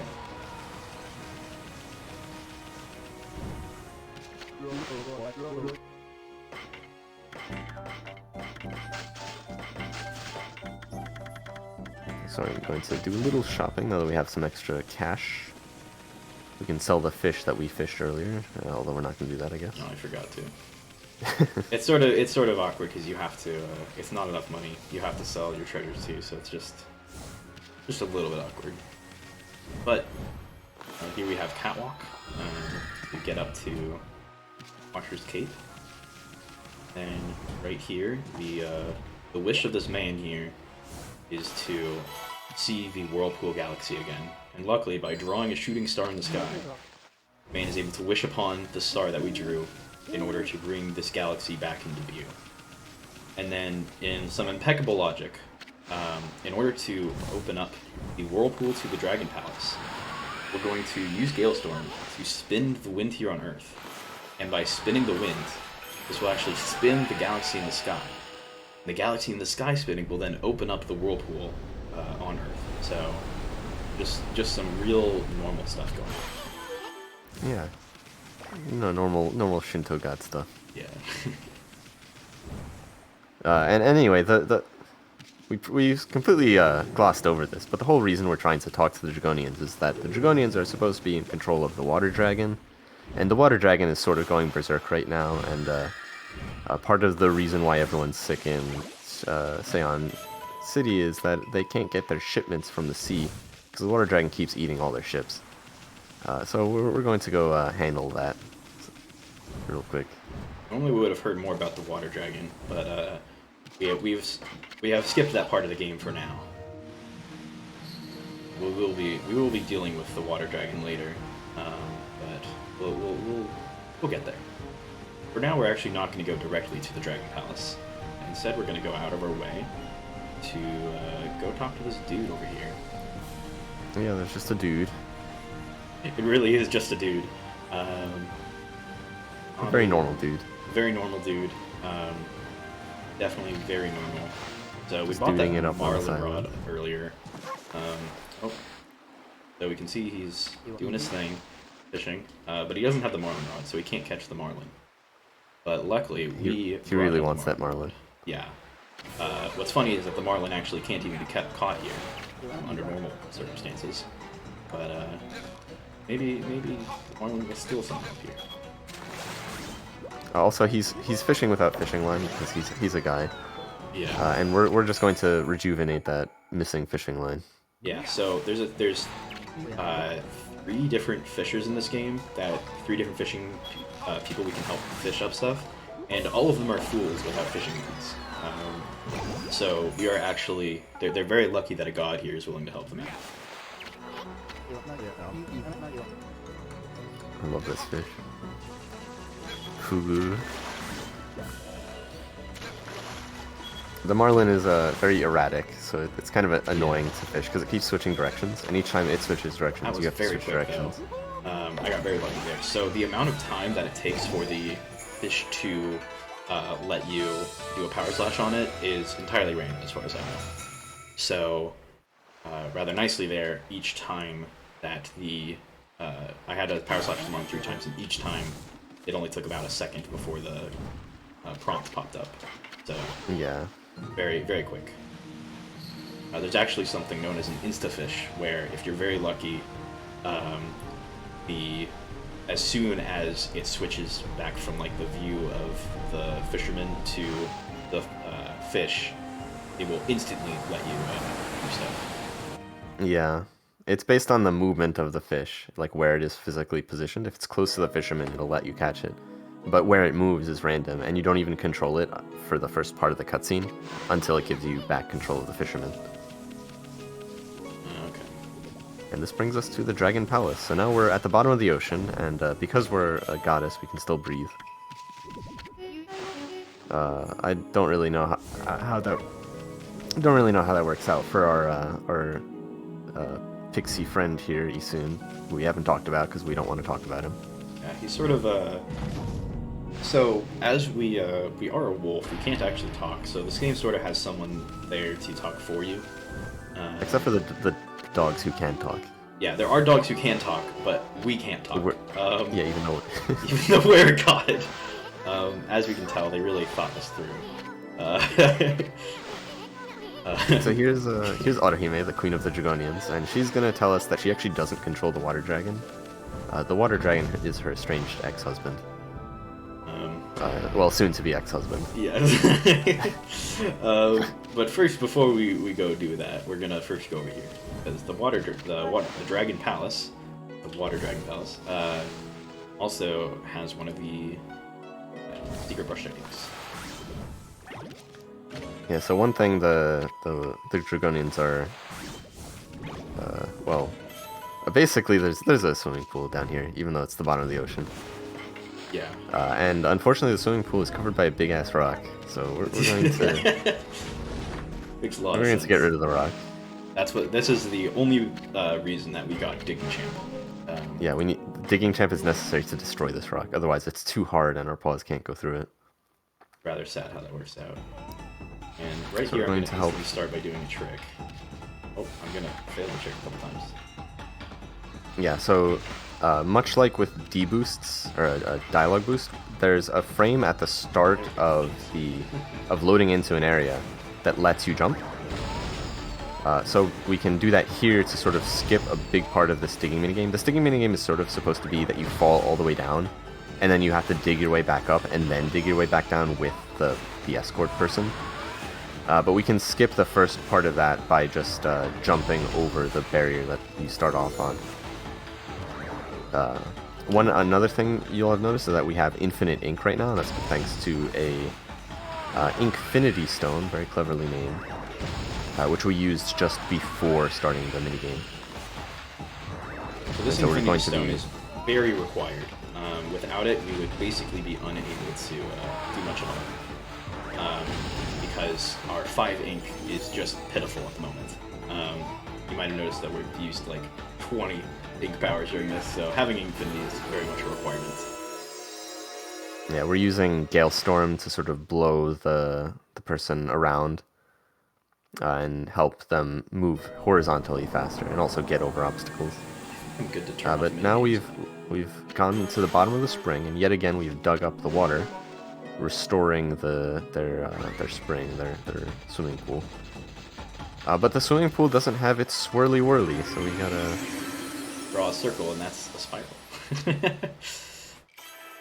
So there's actually meant to be the power is meant to be drawn as a spiral, like you kind of see in the center of the water there. But the game actually just recognizes any kind of circle as good enough. So for our uses of this power fountain, we're just going to be drawing a circle. Yeah, basically, it's just checking if your line curled more than 360 degrees, as far as I can tell. Yeah, it's one of those things where the devs are just generally tried to make the simplest possible way to recognize a power. And sometimes the simplest possible way actually makes the power much worse to use, but sometimes it makes it so that there's nice little better ways to make the power. So yeah, the water dragon is just sleeping here in a big hole with his mouth open, as you do. And we're just gonna hop right on in. And much like Javu Javu, there's a dungeon inside. So, like all your regular water dragons, there's nice platforms, there's some, nice lanterns to see where you're going, a lot of clamshells with some treasures inside of them. It's really quite a cool place, not what you would expect. There's also some aggressive demon skulls. Yes, there are entire enemies in here. However, luckily, we can do movement to get around all of them. Also picking up some more items here, just because need them.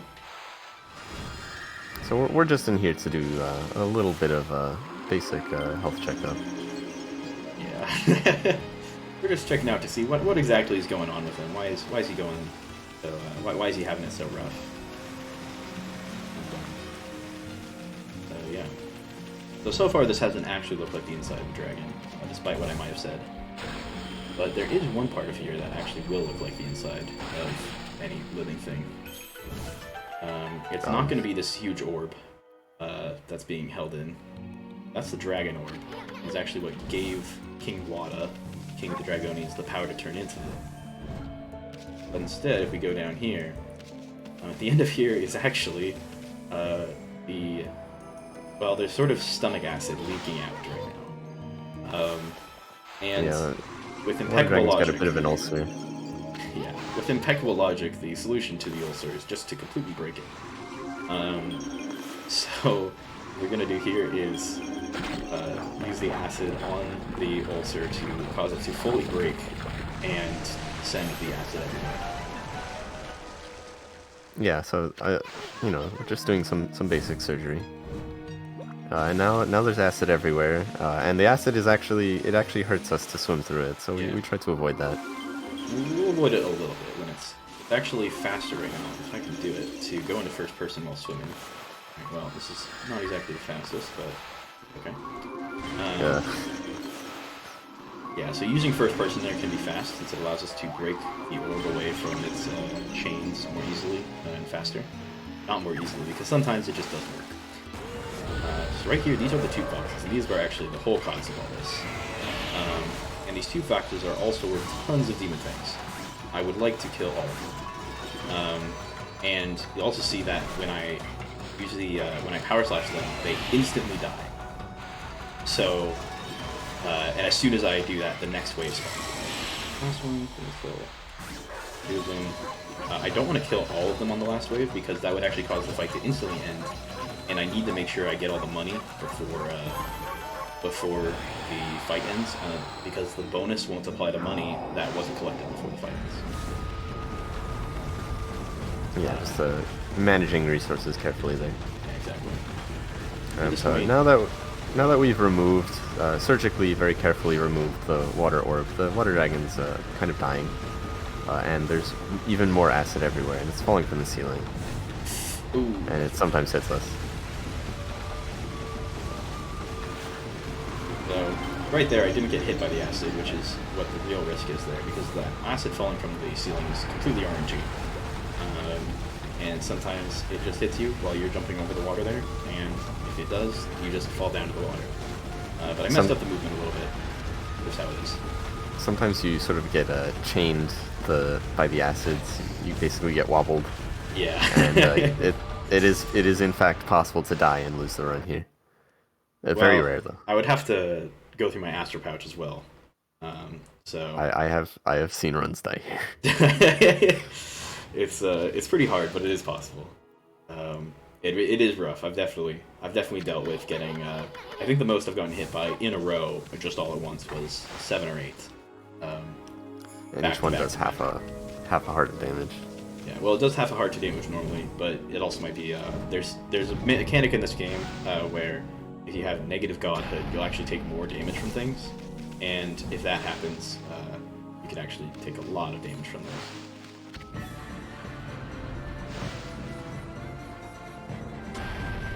But now we're on our way out. So we just killed the water dragon. King Wada is dead. Sorry if that's hard. He's an ex-husband. Yes. In the same sense of the ex-parrot. But now we've just learned from Otohime that Queen Himiko, who we have not met yet, but we would have normally, is in danger. But we're gonna take our sweet time getting there. She's not in that much danger. She'll be fine. Exactly. It'll be okay. Yeah, so we're just on a bit of an exciting chase sequence. We have the chase song in the background. What a good song. And the game is going to be is trying to be kind of restrictive on where we can go right now. It's not going to let us go straight to Saiyan City because the guards are locking it up because they're in an emergency. But fortunately, it is going to let us go to a dungeon, or a mini dungeon that we skipped earlier. Right here, I just turned off the mini games since at the moment we're too short on beaming things, and I can get those from something coming up here. So now the loading zones will just be normal loading zones, no more mini games. Yeah, and that cutting out the loading mini games early does save a lot of time, just because even though you can skip the mini game as soon as the loading is finished, doing so requires you to press the start button twice, and believe it or not, that amount of time to press the start button adds up. Yeah. Well, for loading zones, you actually don't have to press it twice. Oh well, still you have to. But you still have to press it, and it's just extra mashing you have to do in any case. So yeah, there's a sunken ship here. We're supposed to sort of split the ocean like Moses to get in, but fortunately we can split the collision instead. And now we're gonna come up to probably one of the coolest strats in the game, and a very cool all brushes specific thing. Yeah, so this dungeon has sort of a tide mechanic where you can raise and lower the water in a specific room. But fortunately, the way they did that is they just put some like sky hitbox that you can draw brush techniques onto, and they made it so you can only see that sky hitbox from within that room. But fortunately, if you remember earlier, we can just clip the brush out of bounds pretty easily. So you can just hit that hitbox from anywhere, and the game doesn't handle this well. So by standing in a specific place, we can actually force the water that rises when you do this to clip us up through the ceiling and get out of bounds. So I'm going to draw the sun here, and it's going to go play this cutscene where it's like, oh, the water's raising up. But the cutscene's all glitched. Yeah, the cutscene's all glitched. This is not how it should look. And now we are out of bounds. So now that we're out of bounds, I'm going to do some careful management here. Also going to do my final praise upgrades for the game. Upgrading my wallet and my ink for one last time. That's why I took those trees in front of Kamiki, because I would actually be 6 short on praise to get that final ink upgrade, which would be pretty rough. Yeah, so we can carefully manage our way around the out of bounds here. It's actually not too easy to get back in bounds, because walls are double-sided in this game. So we can't really clip right into them, but fortunately ceilings and floors are not double-sided. So you can just clip right up through the stairs here. And this gets us right to the end of the dungeon. So part of the reason why that's all Breast is exclusive is Lily Pad is needed to traverse all that water. Yeah, you would drown if you did it without it. Which does have its own unique side effect, but that's besides the point, I suppose.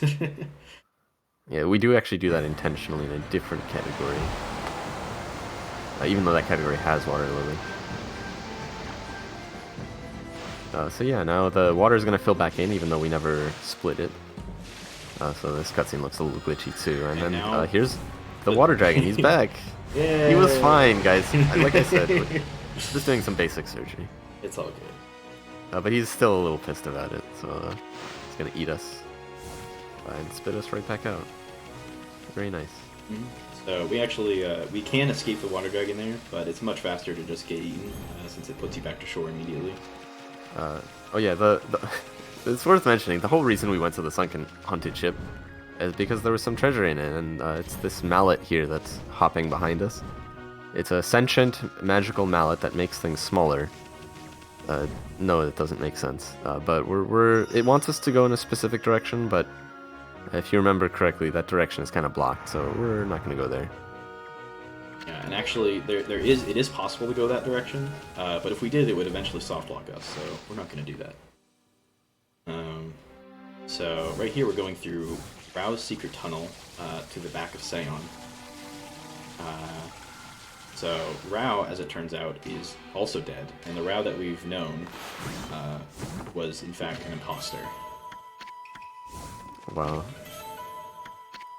Really got backstabbed there. Yeah. But for now, you know, we're almost to Queen Himiko. She's right there in this palace, and now we're going to do a trick called Palace Escape because we have something else to do first. So the game is trying to lock us into the palace. If we try to leave through the front entrance, it's going to teleport us backwards. Oh, and, also sensitivity warning. That's something I should put that in my notes. I should definitely put that in my notes. Yeah, basically the we're not supposed to be in this area where it's still cursed, so the cursed stone is super messed up. And every time we like move up and down, we go through a layer of it. But we can get out of the walls of the palace by hopping up on the sort of roof of it.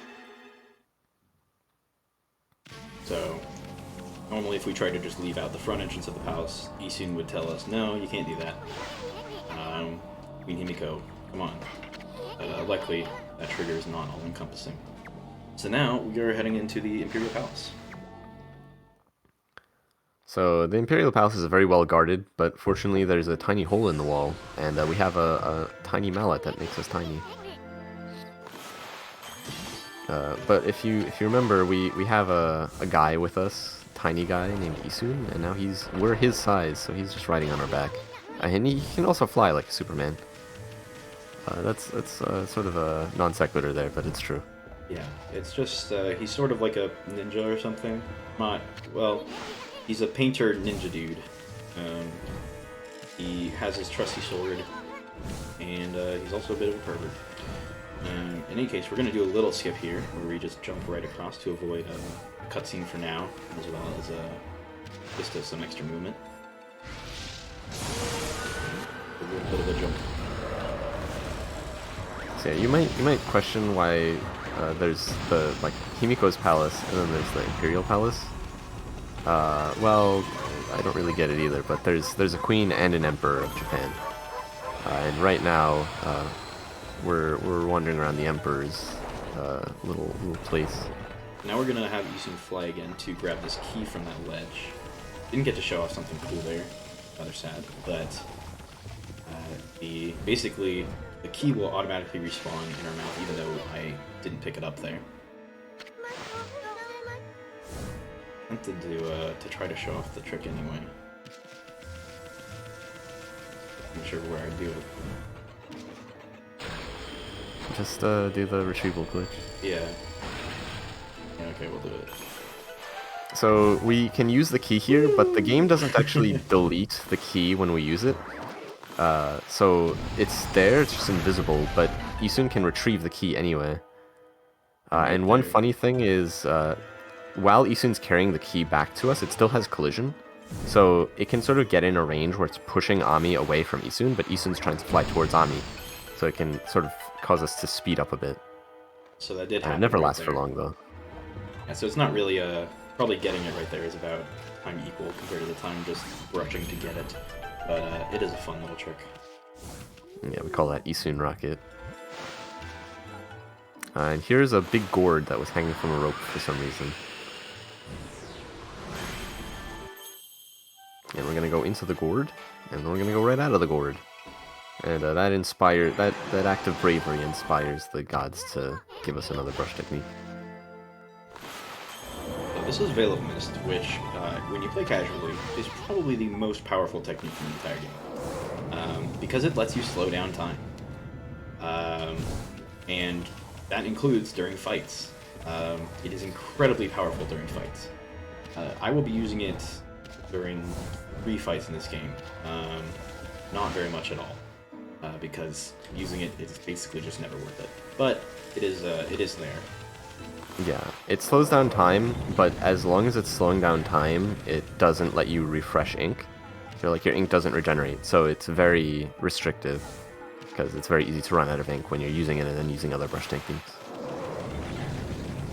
You have to use it here, because all the spiders that were just hanging around peacefully before have decided that they hate us now. We have to slow down time to get past them, as well as to get past these brooms. One funny thing that's not going to come up during this run is that I actually could have gotten past all that before, all the brooms. Because as it turns out, the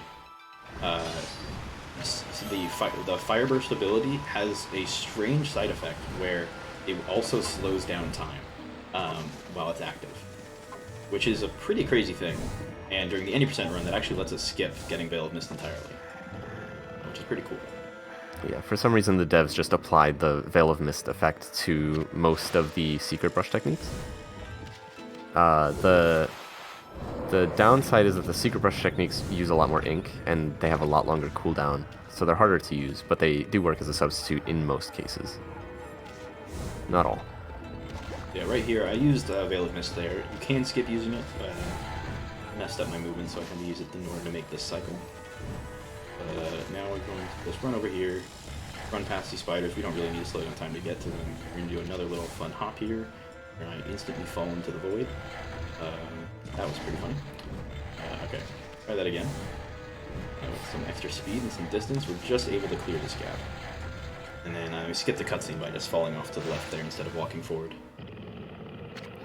Yeah, so now we're doing yet another little surgery here on the Emperor of Japan. He's very sick. He's exhaling an inordinate amount of plague, and that's making the whole city sick. So we're gonna fix him right up, and he'll be fine. Don't worry. For real this time.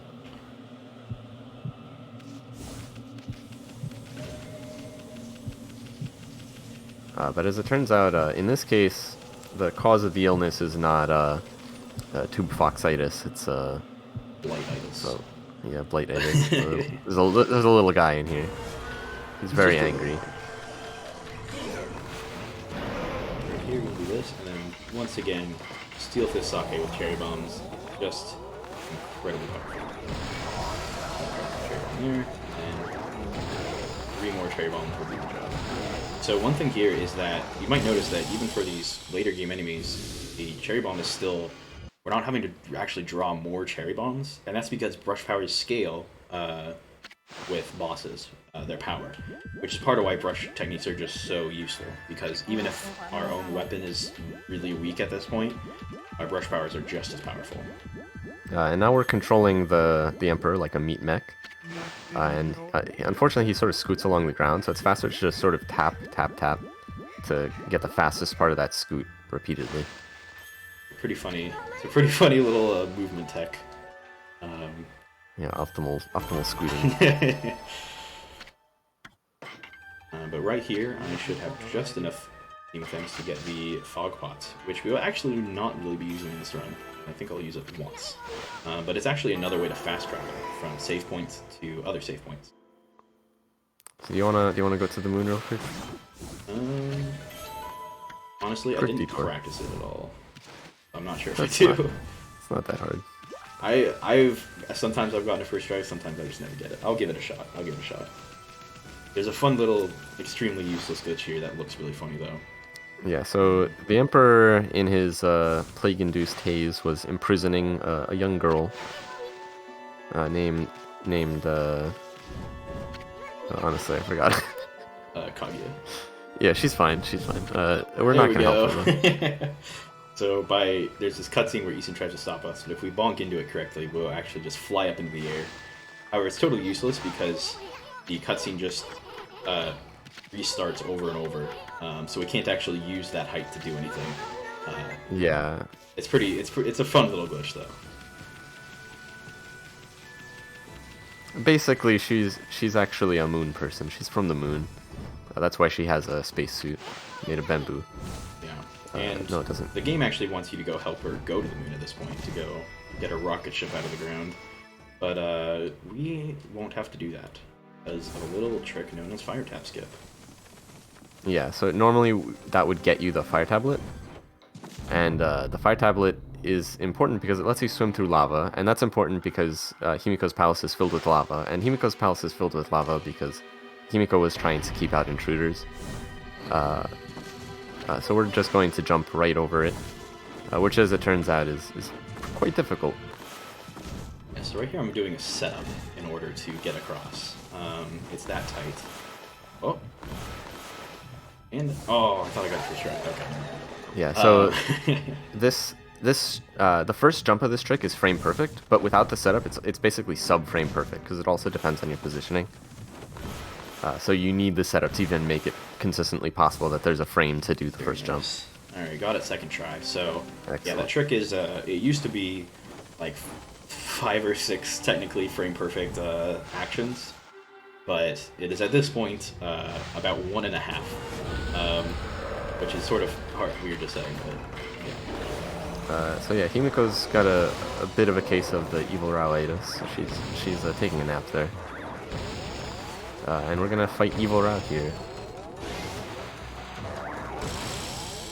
So So use Veil of Mist there to slow down time, since otherwise it's actually an RNG whether she will do the spike attack she did immediately after, or she'll do an invincible roll that takes absolutely forever. So, it'll be rough. Yeah, so Himiko's dead. Sorry about that. Oh, you didn't have to tell them. Oh, that's true. Queen Himiko's taking a nap. Yeah, she'll be fine. But she woke up a little bit just to tell us the location of Evil Rao's secret base. Oh well. Ninetale secret base. Yeah. So as it turns out, Evil Rao was actually an evil demon called Ninetales. So she's gone full persona, and she killed Himiko, she put Himiko to sleep. Give her a nice lullaby, and now we have to go find her secret base before it disappears forever. Yeah, so her secret base moves every single night, from place to place, so we have to get there before nightfall. But the first thing I'm going to do is take a little bit of a detour to get some more treasure, because that's just how this goes. Yeah, we're excellent. You know, everything will be fine. Yeah. Okay. You're gonna get the infinity? Yeah, I am. Actually, I think I'm gonna do the infinity for Baku. Okay. Anyway. So now at this point we're supposed to just be running back. I'm collecting some treasure here because this is all brushes and that's what we do. It would actually be faster if we could do a Mermaid Spring Warp here to get to North Ryoshima. But the game just doesn't let you do that. Ethan tells you you're messing around. Which is pretty very funny, annoying. Because it's like, that's definitely the fastest way, but the game wants you to do this really long run.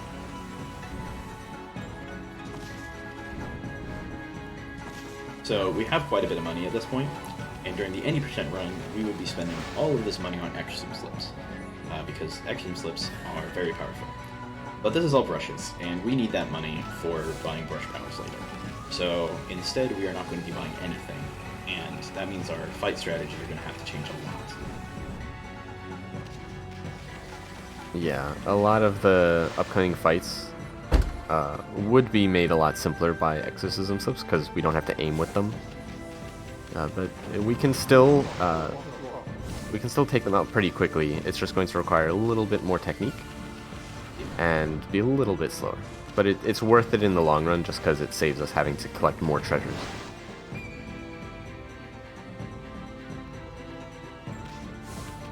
Yeah, that's actually one of the big improvements for this one was adding in alternate fight strategies to avoid collecting more money.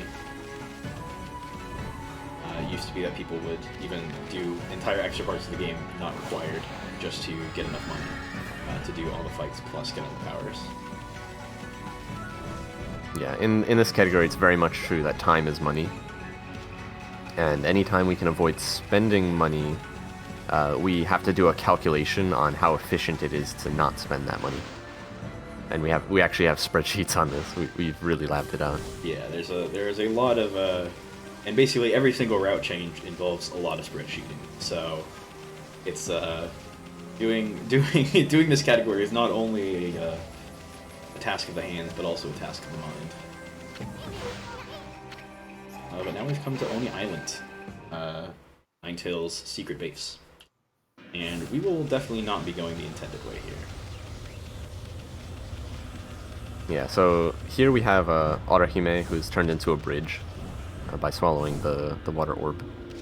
We're going to jump off her forehead to skip using a power that we don't have. Very nice. And now we're going to get out of bounds, and we're going to basically jump around the entire volcano that makes up Oni Island. Oni Island, it does have collision all the way around, but the collision's all very slippery, so we have to constantly jump to maintain our height. And that jumping the timing of those jumps have to be pretty good to not lose much height. This is another spot we're getting really good at. Just one of those things where it's called green hopping, just because you're jumping as soon as the green appears. But this is one of those things that's actually very hard to get good at because you have to get very familiar with when Ami is about to hit the ground. As well as just getting familiar with these slopes, since some of them are more slippery than others. Yeah, so the reason we're jumping all the way around is that we're going to the sort of back half of the dungeon, where there's a small exterior area where there's another brush power. And we can sort of warp ourselves back in bounds by collecting it with Rejuvenation. One of our very few uses of Rejuvenation. There's a big statue of Gekigami, the tiger god. And they are going to give us the power of water spout, but with electricity. AKA thunderstorm. So doing this has skipped basically the entire first third of the dungeon, I want to say. First half, I'd say. It's a big part of the dungeon. We've skipped a lot. This dungeon is huge. Basically, it's one of the two biggest dungeons in the game. Yeah, and right here we're going to skip even more of it. We're going to skip the rest of this first, basically, interior section. This first interior section is made up of a bunch of layered parts. Never had that happen. That's crazy. I've yeah, never had that camera switch there. Oh yeah. Well, okay, we're gonna be falling for a few seconds here. Yeah. Basically, the void plane, the universal void plane, is really low down to the ground, and we have to fall all the way to it if we fall out of bounds, because the devs didn't put a whole lot of extra void planes to handle this. If stuff was out of bounds, they sort of assumed no one would ever see the light of day here. What is a wolf? A miserable little pile of brush techniques. I'm going to be going for a pretty hard strat here, if I can get it. Doing something called slip storage. Yeah, we call this this map the 2D segment for the side scroller. It's got some pretty precise platforming in it. We can do a technique there called slope storage. Basically, if we're running up a slope and then we jump, the game remembers that the last ground we were on was a slope. And so the next time we land, the game is going to try to push us upwards as if we were still running on the slope. And it's only for a little bit before the game will think you're airborne. But if we jump right at the peak of the edge between being grounded but in the air and being actually airborne, we can gain enough height to skip some platforming there. So getting this action slip is pretty slow, but it lets us... I did that again. Stop doing that. Anyway, by doing that, we were able to skip. We were able to slide straight down to the bottom. So it ends up being not the fastest treasure, but fast enough. Yeah, there's a lot of cycles in this map, and doing more efficient things just helps you beat those cycles. So speaking of cycles, it's very hard to not make this one because optimally you have like 7 or so seconds of leeway, I think, before you're able to jump through that first cheese wheel, as we call them. But the rest of them are pretty hard to make through on the optimal cycle. Yeah, and this final map here, the peak of Oni Island, or well, the highest interior of Oni Island. This is probably one of the most glitchy maps in the game. There's so many different ways to skip through it. Yeah. And we could actually skip more than we're skipping right here, but we're going to be doing a little bit extra just for some money. Yeah, so we've skipped so far a ton of these races in here, with Toby, the prayer slip. Well, not a prayer slip, the demon slip thing. And by doing, each race gives you some money, and so we're actually doing this last race here just for the money. One sad side effect of this is that Toby's actually going to die. Well, yeah, I can't really hide the fact that he dies here. Yeah, if we were doing this dungeon normally, Toby would be racing us throughout the entire dungeon, basically. So he's a true speedrunner, so it's very sad that he has to die, just so that we can get some money. But he gave up his life as a speedrunner. Also that we could have yen. Yeah. During the any percent run, we are able to, there's a Toby skip, where we're able to skip that final race, and Toby is able to live on. So, of course, by skipping all the Toby races, he's never able to fulfill his dream. So it's a hard moral choice. What is the right thing to do? So yeah, we're gonna be having another encounter with Ninetales here. Ninetales has a big ego, so they make us do a celestial constellation in order to start the fight. Ninetales themselves is sort of like Jalhalla from Wind Waker, where they split up into a bunch of secret spirits, and we have to kill all of them. before defeating the main enemy. So one thing during this is I really need to not get hit. Getting hit will lose me about 15,000 yen. Getting hit will always reduce the number of yen you get in a fight, but we get a lot of yen in this fight, so it's very important that I do my best to not get hit. As well as making sure to dodge those little beams. Yeah, at the end of each fight, you're graded on time and damage. As you can imagine, it's pretty hard to be graded poorly on time in this run if you do everything correctly. But getting hit even once will cut your bonus for damage, which cuts your overall bonus, and that means you can lose a lot of money. So for the most part, we try very hard not to get hit in this category.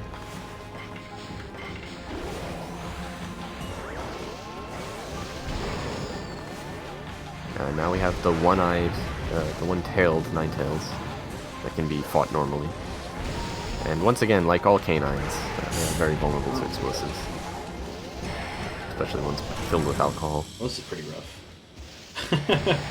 Not exactly the optimal fight right here. Oh boy. that was a very slow final phase there. Ninetales has sort of, I don't want to say random immunity to attacks, but it's pretty rough to work around. So that was definitely not a great one.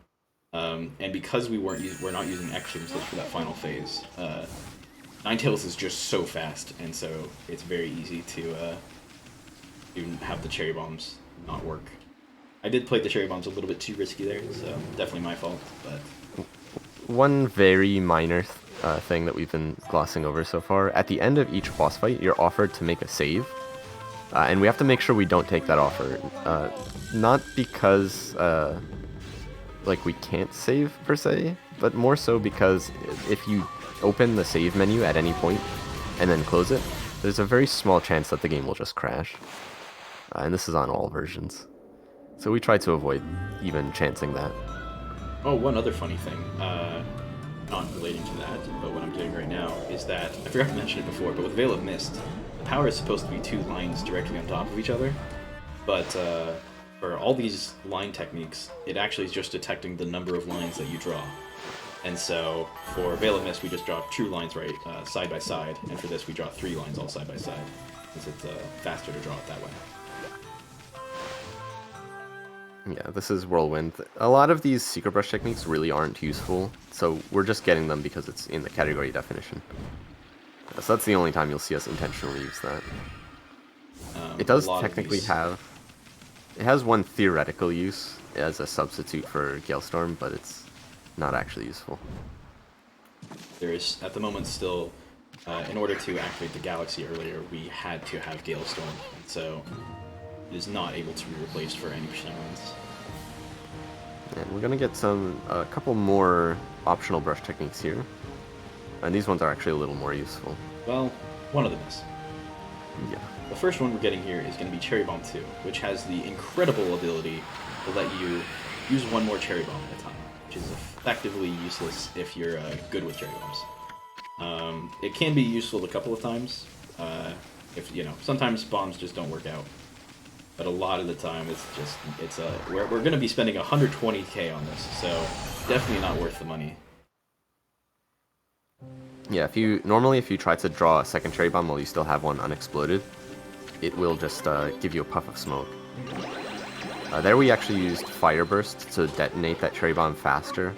Normally, cherry bombs, we have some collision, like some environmental objects nearby to blow up the cherry bomb, but there we don't, so we use Fire Burst instead. Here we're actually going to be doing a fun glitch called the Merry Christmas glitch. We're going to give slightly more money than is required to unlock this brush technique. Normally what you just do is give the bottom option, the greatest denomination, 3 times, and that would be enough. But we're going to give the lowest denomination once, and then the highest denomination 3 times. And normally what the game is supposed to do is it's supposed to refund you any extra money you give, but the devs programmed it wrong, so it actually gives you 65,000 minus however much extra you gave. So because we gave the minimum amount once, we're actually going to get close to 60,000 yen back in return. Yeah. Which actually almost completely repays for what we paid to get the technique. Well, for Cherry Bomb 2, it's a bit less. or power slash 2, which we're going to get right now, it is going to basically replace the entire cost of the technique. Yeah, every one of those techniques costs a little bit more than the others. So the more they cost, the more the denominations are, which means the less you get back from the Merry Christmas glitch. But it is still worth it on most of them. Yeah, we're only gonna not do it for one of the bot upgrades. And that's because it is the most expensive and final upgrade, the final power we're getting in the game. And at that point we would basically just be throwing all our money at it, just barely able to afford it. Yeah, so this is literally basically just a sign error. The devs did the math wrong, and that's why this glitch exists. I'm just counting how many times I do the money.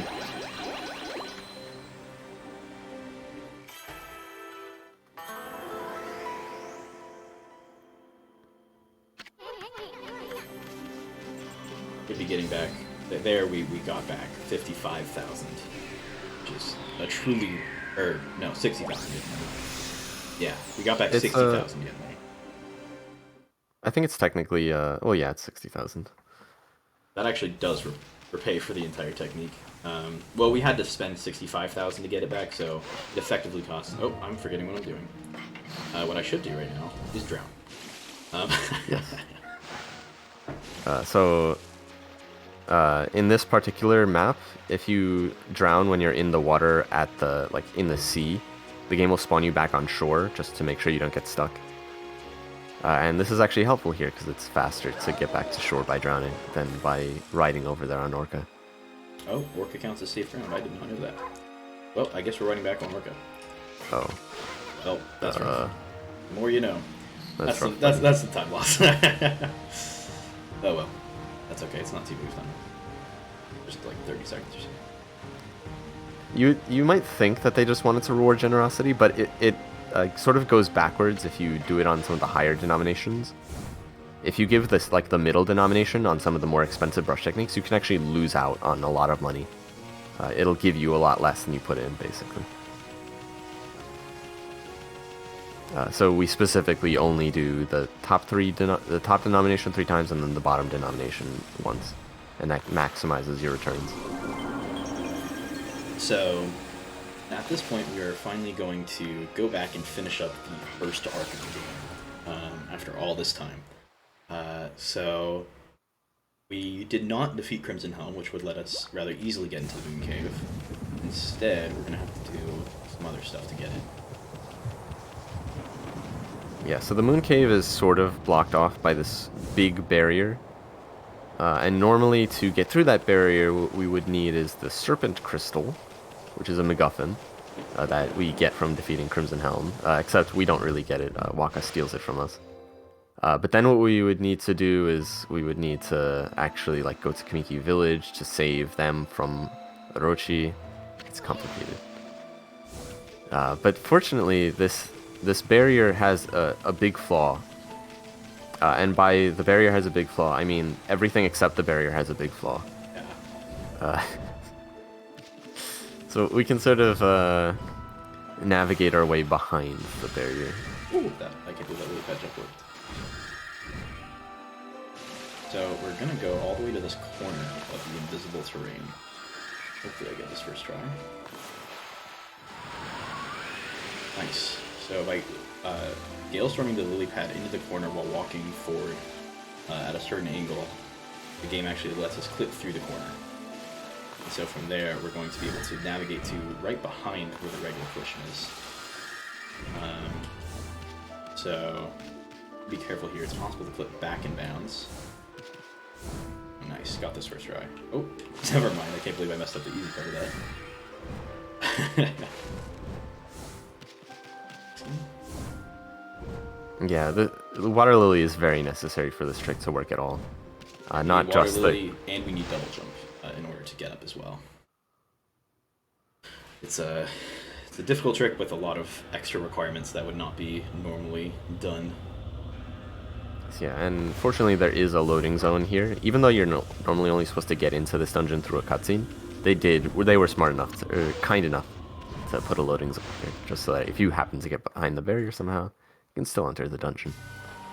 They actually did this in quite a few places, which for the most part doesn't really matter. This is the only real useful one, as far as I can remember. But for instance, you can escape Oni Island. There's actually a loading zone back to North Ryoshima from Oni Island in a certain spot, even though you would never need to use it casually. And in fact, you can't ever get even close to it casually. It's behind the regular thing telling you don't go through here. But you can't go back. Anyway. Yeah, so this dungeon, this is the calcified cavern, but this is part of the moon cave. It's guarded by a whole bunch of imps, and unfortunately these imps are not inside battle barriers, so we can't just smack them up. Here we're going to be equipping our big sword that we got from defeating Ninetales, and this is actually a way more powerful weapon than we're supposed to have at this point. So it completely shreds enemies here. Yeah, so I didn't even charge it up as much as I should have. What are you gonna draw, Lego? What are you gonna draw? Don't know. I'll draw a That dude? I'll draw a Yeah. Okay, let's get a nice face. I'm gonna grade your face. You're gonna grade my face? That's pretty rude. Alright, you know what? We're gonna be a mad face. I don't want to be graded.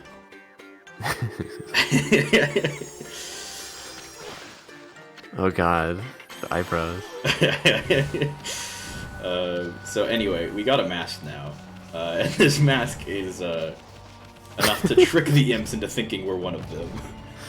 Yeah, so if you've been paying close attention to the character designs, all of the imps have a mask with a kanji or with a kana on it, which is actually the sequence of it is part of an ancient Japanese poem called the Iroha. But anyway, we can just they think we're one of them just because we have a paper mask on with something drawn on it. And then you just let us right into the dungeon. Yep, it's rather nice of them. So the Moon Cave is a rather broken dungeon. Not in terms of its requirements. We aren't actually going to be able to skip all that much, but we are going to be able to do it all very out of order and skip some of the requirements to get to the requirements that we can't avoid. Yeah, so immediately we can vine and get to a ledge we're not supposed to get to yet. Yeah, that vine is supposed to be way out of reach, but for some reason its range is unusually big. Or at least it's not far enough out of range to prevent us from just getting up to it, as long as we know where it is. Yeah, I mean, even you don't even need double jump to reach it. Yeah, like you could totally do that casually, and it just breaks the dungeon. It's not hard at all. So yeah, if you ever heard of the meme "What's wrong with my dog?" This is basically the same thing. What's wrong with my imp? Might be hearing some rumbling right now. You hear some rumbling. Then a microwave. microwave. It's a garage door. Okay. Anyway, enough with the microwave. So right here, our sword continues to just shred these enemies, and I also have these beads on for in case I don't do quite enough damage, so I can just take out the rest of their health very quickly. One actually rough side of doing the Moon Cave so late, it's actually a great spot to get demon fangs from enemies, but sadly it is rather slow to do it earlier, so you're not able to use it to get demon fangs and instead have to get many more from mini games. I'm not close enough to that.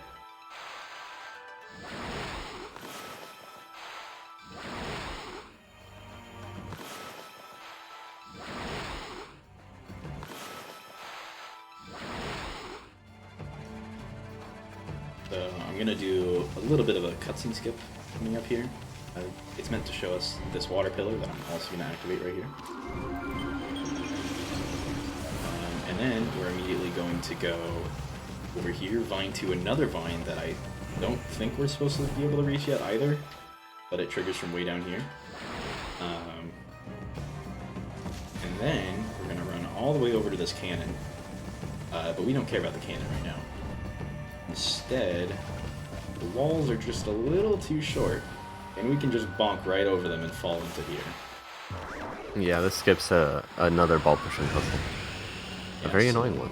Yeah, so right here, I need to immediately power slash this bomb. So basically, we're meant to put a ball on this, and by putting the cherry bomb on, the cutscene will play, and we gale stormed the bomb over so that the bomb would fall off during the cutscene.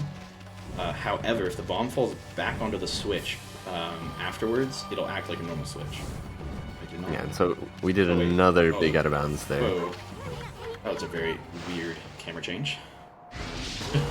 I just jumped over the wall there, and then the camera instantly turned around, so it looked like I didn't get over the wall. That was very weird. But we were just able to jump right over another wall. Once again, you can do that with a wall jump instead, so a lot of the stuff we're doing right now isn't even double jump exclusive or anything. The moon cave is just very broken. But here we're getting the power of Inferno. Yeah, so this is one of the brush powers we sort of skipped earlier with by getting Fire Burst and doing city checkpoint skip. But we're getting it because it's required for the category. Yeah, that power is the only reason we are here right now. But to get out of here, we will need to complete the rest of the dungeon. There's no other way out. And actually, in order to get another power, we have to complete this dungeon anyway. That's just how it goes. So we're on an elevator. This is a nice stretch break. Stand up and move around a little bit. Yeah, this is the single longest piece of downtime in the run. I might just take a little bit more of a break here to start. Yeah, one interesting thing about this category is it's very high action, or in this game in general, just because we can skip most cutscenes. So there's no like 3-minute cutscene in this game, not even at the beginning.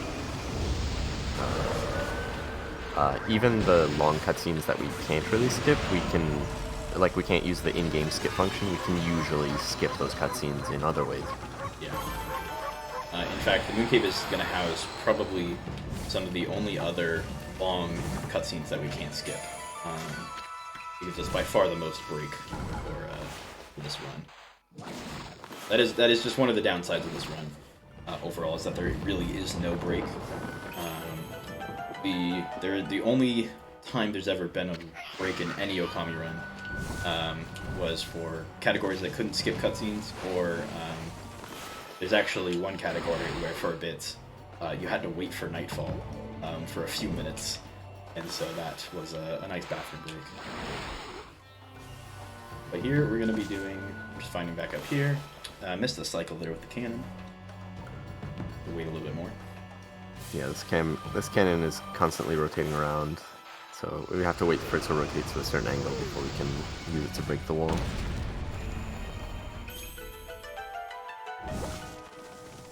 It is actually possible to get over this wall without the cannon, but it's just very slow to do, so it's not worth doing. Right here we can skip this Inferno puzzle with Fire Burst. We can just Fire Burst these icicles to get right now. And destroy some more of these enemies.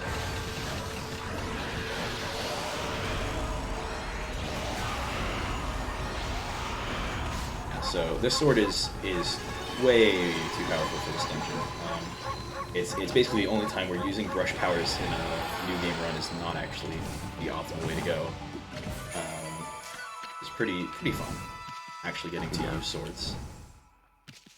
The glaive weapon class, there's 3 weapon classes in this game. There's the reflectors, there's the rosaries, and the glaives. The glaive is pretty much the highest DPS you can get because you can do the aerial attack, which has a big landing hitbox, and it just does tons and tons of damage as long as you charge it up. Importantly, it does a big landing hitbox followed by the actual hitbox. And so those two combined just let you decimate enemies. So for basically every single run except the new game 80%, swords are used at some point. Yeah, and you can charge it for like 10 times damage. It's very powerful. Another thing to mention about the weapons that doesn't really matter too much. There's main and sub-weapon variants of each weapon class. So right now we have as our main weapon a glaive, and as our sub-weapon a rosary. And the rosary as a sub-weapon is sort of a projectile. You basically shoot it like bullets out of your mouth. Yeah, the rosary is pretty much always the best sub-weapon because it lets you shoot from long range, oh no, wrong way here. Oh, I've never done this. What is this wall? Keep it together, Lego. Oh my god. I I just did not expect there to be a little wall on the edge of that bowl. I thought I could just jump across very easily.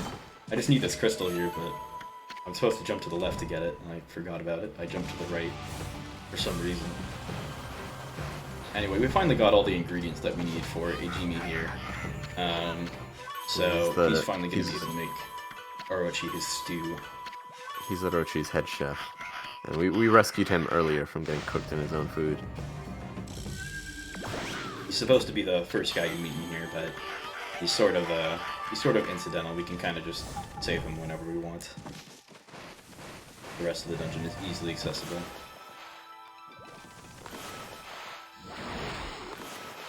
For her neutral special, she wields a gun. Yeah. Actually, so we used to use a different weapon in this category as our sub-weapon, the life beads, but you get those from beating Crimson Helm, so we can't use them anymore. Instead, we use these, which actually are also pretty good. They work basically just as well for this category, and in fact, they technically save time on Orochi. One little nice thing. Yeah, as sub-weapons, the rosaries are sort of divided into two groups. There's the sort of like machine gun rosaries that just do rapid fire, single bullet at a time. And then there's the shotgun rosaries that just spray 4 bullets all at once in a spread. And up close, they deal tons and tons of damage. Basically, shredding enemies just like the aerial glaive attack. And you can actually use them one after the other. You can alternate them, and it just completely destroys things. But unfortunately, we do not get access to any machine gun or any shotgun rosaries in this category because we skipped Crimson Helm. In the New Game Plus category, both beads are actually used as sub-weapons at various points because in the New Game Plus category, you do 10 times the normal damage due to having a New Game Plus item. And combined with that, the life beads or whatever, the shotgun beads just destroyed even bosses up close. So you can just use them to decimate everything. But coming up here, we're going to fight Orochi. So this is the tiny time save from having the machine gun, so I can just gun him down right here and activate this cutscene. And I'm going to have to do some little cutscene manipulation stuff, where I'm trying to basically activate all these cutscenes in a row, because they're just going to be really annoying otherwise. Orochi is, by a fair margin, the most complicated fight in the game, and especially this first version of Orochi is, spoilers, has a bunch of extra cutscenes to it that you have to manage while juggling the normal phases of the enemy. Yeah, so right here, there's a cutscene for every single thing that's supposed to happen during this phase, and so I wanted to basically get all those cutscenes out of the way as soon as possible before doing what we do right here, which is we're trying to basically, to get through this phase, what we have to do is get 3 of the heads drunk twice by using water spout on the sake here directly into their mouths while they're roaring. Normally you can only get one of them to roar at a time, but by using a strange property of the earth head's attack, we can get other heads to roar simultaneously. And so we're getting the poison and light head to roar in concert with the earth head by timing everything very precisely and aggroing them with special movement. And now we are going to see what is by far the biggest showcase of our sword being just a bit too powerful for this section of the game. Because within Steel Fist Sake, we are able to one-shot each head as it attacks us, which is just an extremely fast way to take out these enemies. We're giving Orochi a big paddling. Yeah.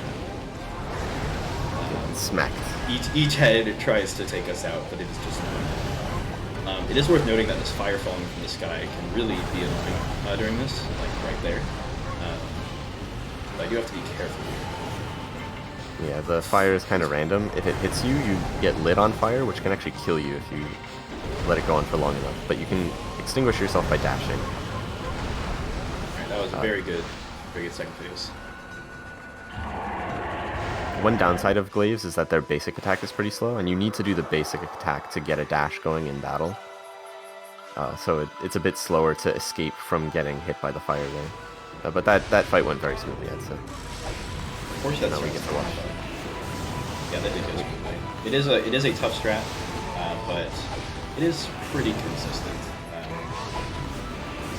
Because 2 SFS is required to take it out at all, it ends up being pretty convenient even if you end up getting hit during part of it. Yeah, we're watching Susanoo do his thing. Yeah, so another that is supposed to be the final Susanoo QTE, taking out all the heads of Orochi. You skipped the taking out of the final head, but yeah, and there's a little premonition cutscene where you're supposed to see Queen Himiko, but we already took care of Queen Himiko. Yeah, she's sleeping, and so she's missing from the cutscene, which is kind of funny. The game like actually loads her palace as a map to play the cutscene, but because we changed the state of it already way before we were supposed to, it just loads it in the wrong state, and it looks kind of funny if you know the context. Yeah, so right here, just to escape this area more faster, we actually missed warp out of Kamiki to Shinchu Field, since we have to try to leave 3 times in order to leave the festival. Yeah, everyone's throwing a big party because we defeated the big bad, and Yusun will actually chastise us for trying to leave the party as soon as possible. But we're not supposed to have miswarp this time, so they didn't think about that. So Yusun doesn't have anything to say. And right here we have Ida. So Ida is pretty. Actually, I actually probably should focus on this. Yeah, Ida's basically a mailman. He's a running man. But fortunately, he'll actually challenge us to a fair race and not just cheat by teleporting around. So we have to race him 3 times. And to do this, we'll be basically passing the days using Sunrise and Crescent. And all we have to do is catch up to him and tackle him, which fortunately you can do very quickly just by preserving Gold Dash into the race. One thing we have to be careful of in the 2nd and 3rd races... Oh, jeez. We got hit by the...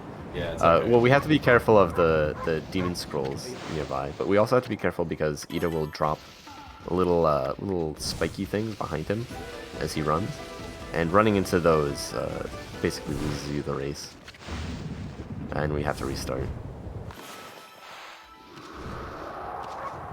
So we have to basically take more of a detour to hit him the 2nd and 3rd times.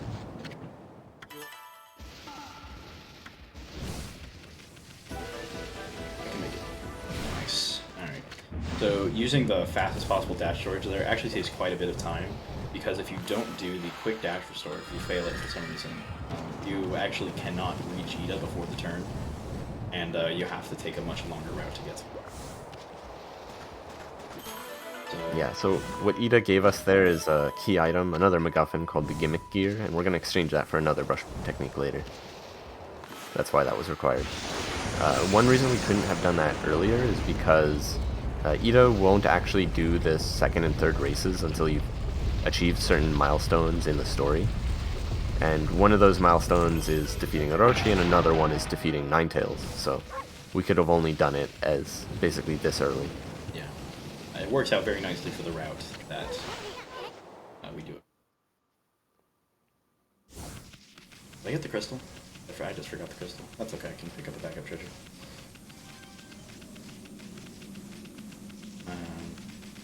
Anyway, so now we're finally entering the 3rd arc of the game.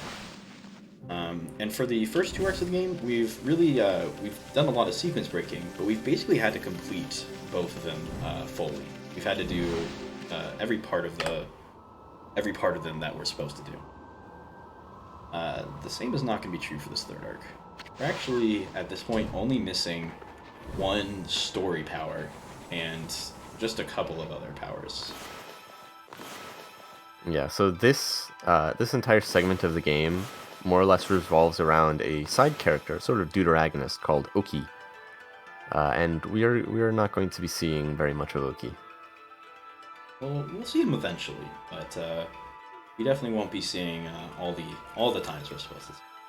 Including right now, this is Oki Skip. Yeah, we're starting off with a trick literally called Oki Skip. So we can actually just do a big brush adventure all the way underneath this mountain here, and we're supposed to blow up the mountain to get to see the Guardian Sapling, but we can bloom it from below, even though it's still covered by the mountain, which makes for a glitchy cutscene. And then the mountain's just gone. And normally we'd have to fight Oki in order to get to this point, but we can just skip that. So right here I'm just going to do a bit of a detour, because now that we've hit the late game, our brush powers that we have to buy are extremely expensive. So we are going to be going out of our way for our late game treasures, because they're just so important to get. So there's nothing coming all the way over here. There's nothing over here but really valuable treasures. So that's why we're over here. Yeah, the treasures in Hokkaido here are extremely high sale value. Most treasures before this have sold for around 5,000, with one special treasure being worth 12,000. These are all worth like 15, 20,000, stuff like that. I'm doing another skip here. This is Igloo Turtle skip. There's a fight here with an Igloo Turtle, and I'm gonna not do the fight. That find is a little glitchy. We actually shouldn't be able to access it before doing the fight. It shouldn't be able to work, but there's a little bit of weird stuff going on with it that lets us use it. Yeah, it has some very bizarre behavior. We actually had to use a cheat engine to reverse engineer the game to figure out exactly how that find works. Because for a while it was basically voodoo whether or not this trick worked, until we investigated it properly. So right now we're basically selling everything we can sell, just so that we can have enough money for this next brush technique here. Yeah, so I'm a little bit short on money, so I'm going to have to do things slightly out of order, but it's alright. Yep, no problem there. We're going to be doing yet another Devil Gate in order to open up another fast travel point.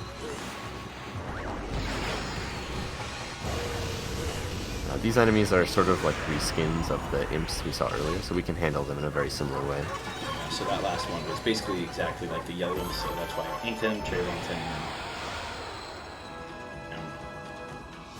But I just did that for the little bit of extra money from it, so that now I can finally go back and get Cherry Bomb 3. Because Cherry Bomb 3 is 300,000, and if you thought 2 Cherry Bombs was cool, let me tell you about 3 Cherry Bombs. This is truly the most useless power in the game, because while there are times when you might need to redo a Cherry Bomb, if you need to redo a Cherry Bomb twice, that just doesn't really happen most of the time.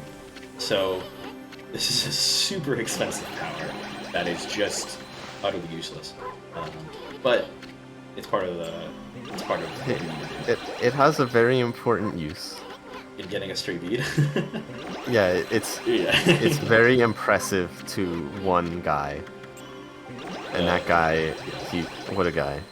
In fact, it's so impressive, it's the only time he'll pet Ami is when we show him that.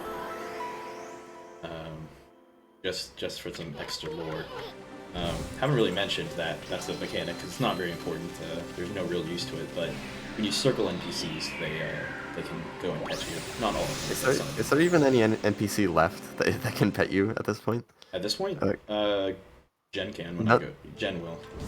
Oh, yeah, Gen, right. I forgot. I don't know how to pronounce it. I think it's Gen. Anyway. All the NPCs in Hokkaido are actually werewolves. And when we try to draw a circle on them to make them pet us, instead they'll just transform into dogs. Oh yeah, Marco. Of course. Dang, I forgot about. I feel foolish. I wonder if that really counts. Marco. He's not really a. He pets you. You're just gonna say just because he's a ghost that it's not real. Spoilers. Anyway, we're back in Saiyan, because Saiyan actually has 2 secondary brush powers for us to get, which we can only get after defeating Ninetales. So, first just gonna dig up this treasure right here, then climb up this tower. Yeah, so Gen lives in a bit of a clock tower. Fortunately, it's not like Cat Call Tower, but it does have some catwalk statues on it.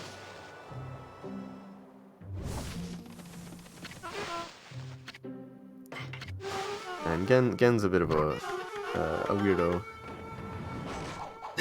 So he needs the gimmick gear that we got from Ida. I don't know why Ida had the gimmick gear, but he did. So he gives us the gimmick gear. We give Gen the gimmick gear.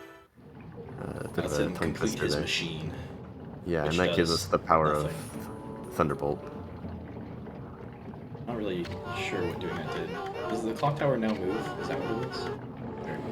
This clock tower does tell the time. In case you're wondering. On the outside here, the clock tower does tell the real time.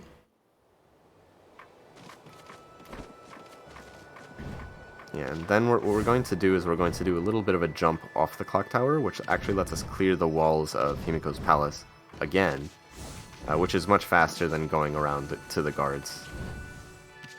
So that's why we deliberately get Thunderstorm before we get this next power. And then this is sort of a grave to Himiko's sleeping. And so by water spouting all those, we were able to get the power of Deluge, which is basically lets us make it rain. Sadly, it doesn't let us rain money, just actual water. Useful.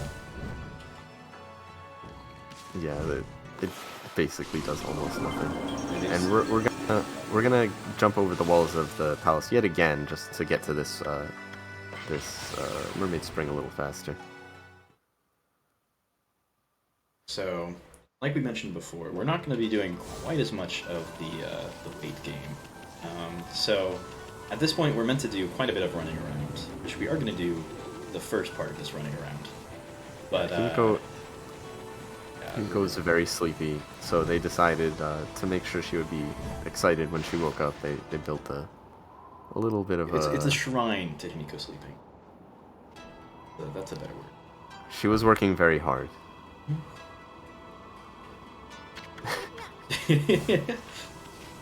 So now we're in Webkier. This is sort of the Oina's town, the werewolf people. And we're not really gonna help them out. Right now they're all sort savings. of recluses. They're all hiding. They've buried their life savings in their front yards, and we're just gonna bury them up. Or dig it up and... Yeah. It doesn't matter much. That dude's mad at us, but we're not really going to talk to him. We're just going to get this treasure over here. He has some pet bears who are guarding his treasure. The bears are okay, though. The bears are actually rather kind bears. I'm sure if I tackled one of them, maybe. But that's fine. Then we're going to jump over here. And now we're going to just barely land on the slope. We're just going to start climbing up the mountain. Texture doesn't really match the mountain, so we can't see Ami right now. But she's there, climbing on some collision. Once we get all the way to the top, we're going to just barely get over an invisible wall. And now we are completely out of bounds. The Oina built a big gate, purely ceremonial, of course, to stop people from going up their holy mountain. And we do not care about their culture, so we care about defeating evil. So we have bigger things. And in this case, getting brush powers. we have bigger fish to fry, if you know what I'm saying. Yeah, I do know what you're saying. I get your joke. In any case, we are now going to do the rather slow climb all the way up the mountain. So there's only 2 brush powers that we're actually missing at this point. We're missing the power of Blizzard, which we will get in this shrine. We're also missing Power Slash 3, which is actually right here, which I will need to not forget. Don't forget about the secretest of brush techniques. Yes. Snowstorm. Oh, that is, well, that comes with, it's it's a free power. Yeah. But right there is Power Slash 3, but we just don't have the money for it right now, so we have to come back once we have enough money. But now I'm gonna enter the final dungeon of the game. Well, basically the final dungeon of the game a little bit early. By using this vine over here and going up this wall, I'm going to be able to do a weird vine glitchy jump, get out of bounds, and just hit the loading zone from the side. How much time do you think this one saves? In this category? Yeah. 20 minutes, 25. Yeah, it's a lot of time. It's just a little bit of sequence breaking. That is generally considered the biggest time save for one skip. Yeah. We've skipped basically. I mean, this is effectively it's like if we had come into Kamiki and then we instantly entered the moon cave. And not only are we coming in here and immediately just gonna, here, unlike the Moon Cave, this dungeon is very easily broken. You're not gonna do things quite in order. So, picking up a treasure there. And I'm immediately gonna do a little skip here. Where by just tackling to get a little bit of extra height and angling the camera, you can inferno this guy over here and just get behind the lockjaw move. Yeah, the cutscene just warps you right through because the devs didn't see this coming. Then we're going to be doing this water pillar. One thing to note is that water pillars will go away after like 30 seconds. But we're actually going to want to take a second trip of this water pillar, so we're going to be trying to move quickly here to collect some extra treasures. I believe so, yes. Dancer. Yeah, just jump right back over, and we collected all those treasures. That was pretty out of the way for those treasures. I think that is a combined 50,000 yen we just got, so very worth doing. And just jump over here. Catwalk to get up here. One thing that I haven't mentioned about the any percent run is that we actually don't get Catwalk in it. Every single use we've done of it, we are able to skip. But it requires frame perfect tricks that are definitely not worth doing in this run. Skipped a little cutscene there by going around the edge of the platforms.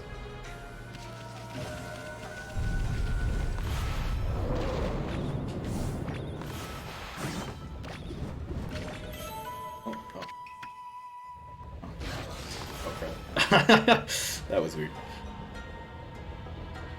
Forgot that I needed just to land on it to land on the gears. Oh no. Oh, let me get this treasure right here. So as you see, we are collecting nearly every single treasure in this dungeon because it's just worth so much money. Practically everything we get right now is worth 15 to 30,000.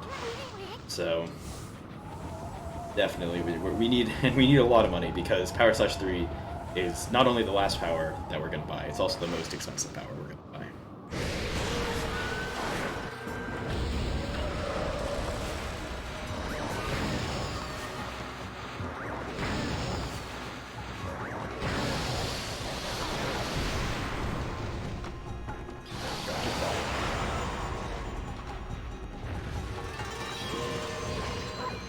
Definitely nicer with you have life points, shotgun. Right here there's a cutscene if I move farther forward, but we can just skip this cutscene by not moving forward. And the solution to these wheels is supposed to be found in a little side cave, but I just have the solution already memorized, so I don't really need it. It's like, you know, in Ocarina of Time, if you already know the order of the Deku Scrubs. It's basically that simple. And this gives us Blizzard and Ice Storm, or Snowstorm, whatever you want to call it. I like calling it Snowflake. So we will not be using Snowflake or Ice Storm, whatever. It is not useful for this run. Not really useful ever. Blizzard in general is just not a very useful power. We get it purely to, well, for one, this is all brushes, so we need to get it. But we will be using it just once to get across this gap here. Well, not this gap. Well, not this gap. Yeah, this is an HQ skip. We just skipped the mid-boss of this dungeon. Saves like, I don't know, 4 or 5 minutes. Yeah, that's a big one. Yeah. This is another one of those like skip half the dungeon kind of tricks. Oh no. Okay. Well, I meant to Veil of Mist after they shot, but I messed up. Doing it before they shot actually basically makes it way harder to get across here. Because the shots will be coming at me in slow. Oh my god! You're very much so not supposed to do this room this way. Yeah, and I could do it the normal way since I have all the normal powers required. I'm just stubborn. Yeah, there's basically 5 cannons on the other side, and 4 of the 5 are firing 3 shots at a time. And you're really supposed to destroy 4 of them before you even try going to the other side. But we can't really do that because it would be slow. Yeah, and normally I'm pretty good at this since you actually can't destroy them in any percent, but messed it up a little bit there. Got a little over-eager.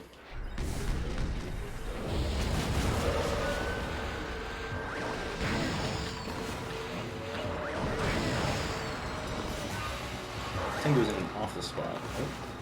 Right, an instance where Cherry Bomb 2 is useful. Right there. Found it.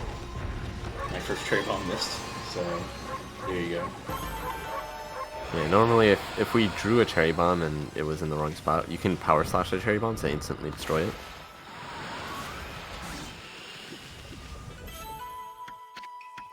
This room you're supposed to use Blizzard for, to freeze these very hot gears. We can actually just barely jump around the room on these platforms. Yeah, if we lose Gold Dash here, it would actually be faster to freeze the gears, but by storing Dash through everything, we're able to keep top speed and make it across all these gaps. And now that we've made it here, I'm going to get one more treasure from this chest here, and then I'm going to sell all my treasures after all this time. We need money. And then we're going to finally meet Oki. How exciting.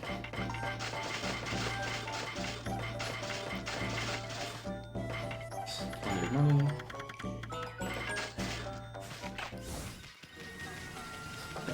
Everyone say hi to Oki. Hey Oki. So Oki is the star of this arc. He's supposed to have this huge character arc where he goes from being kind of a selfish person who can't see things from other people's perspectives in any way. But we just get to meet him right at the end. And he barks and he raises an elevator. Yeah, we like to call him our elevator dog. A little, what do you call those? What are the people who operate elevators? I do not know. Oh my god, I can't remember. Oh, he's helping us out. Yeah. So, right there on my splits, you can see Power Slash 3. That is because we are going to get Power Slash 3. That final fight there gives us 160,000 yen, which is very helpful. So, the final brush power fight costs 360,000. What fight? Oh, that's true. We did do a fight there, where we just killed them all instantly with Exorcism slips. Killed it who? is. You can see in my split, I have them as birds. They were some owls. Their names are Lechku and Nechku. We skipped mid boss with one of them. It was a whole bunch of stuff that we didn't do. But they have a very they're weak to Exorcism slips. They're very weak to Exorcism slips. You don't even have to do anything to make them vulnerable, unlike every other boss. They're the single only bosses that don't have anything preventing you from just damaging them with Exorcism slips. And very fortunately, if you use an Exorcism slip, there's two of them. It's supposed to be like twice as hard of a boss as normal, because there's two of them. But you can just use an Exorcism slip and it damages them both at the same time, and it's not even like a penalty. You just get the full damage on both enemies. Yes. And they just go down in 5 slips. So it ends up being a lot faster than intended. Oh wait, I'm not. So I did not do the Merry Christmas glitch. I don't know if we ever mentioned that's what the name is. We call it the Merry Christmas. I did. Oh, you did? Okay. Yeah. It's a Merry Christmas glitch. It's called the Merry Christmas glitch because it was discovered on Christmas. And it fits, you know. You gotta give a little to get a little. So right here, I'm gonna try to do some sliding ground tackles to go all the way back here. This movement is a little bit awkward since there's all this water in the way now. Yeah, swimming is slow, so we're trying to go along the edge of the water instead of swimming through it as much as possible. Okay, we're going on these platforms.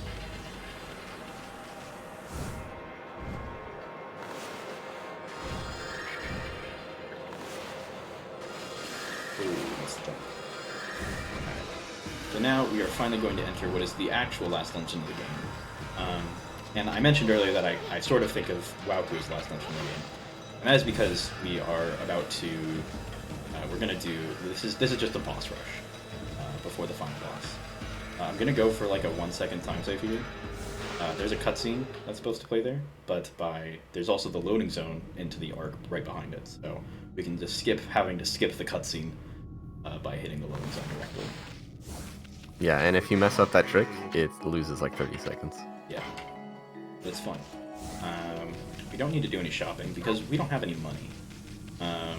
we only have we only have our brush powers, 2 infinities, and 1 exorcism slip. So we are going to be doing a lot of brush work here.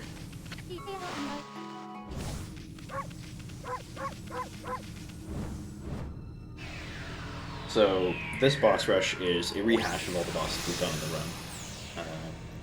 Well, all of the bosses we were supposed to do in the run. Yeah. Well, in this case, oh, that's true. That's true. We did in fact see all of them. We used to do all of them, but now we are even faster than we used to be. So rather nicely during this one, since I have Power Slash 3, I can actually just Power Slash these spirits like the first Ninetales fight, which is significantly easier compared to doing it the other way.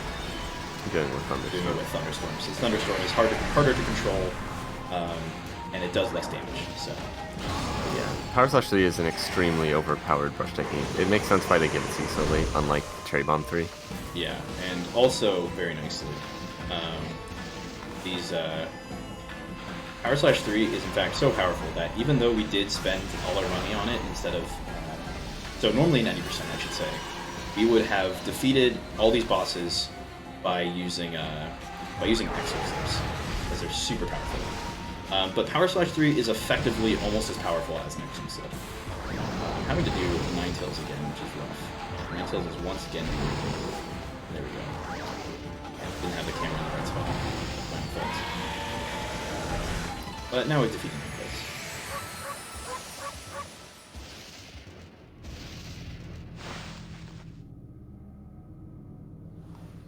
One thing we're doing at the end of most of these boss fights is we're positioning ourselves in a certain space in the arena, right outside where the warp spawns. If you stand right inside the warp, you don't get warped out right away. You have to actually leave the warp and then re-enter it for it to work, which is unfortunate. So we stand right outside the warp and then walk into it. One other funny thing with this is that right now, so you can do these bosses in any order. There is no set order, and there is no fastest. You need to go around in a circle to avoid extra movement, but there is no going from left to right or right to left isn't inherently faster for normal categories. But in this category, it is actually slightly faster to go to left first due to some menuing. Very unimportant, really, but it's pretty funny that this one is the only category where side actually matters.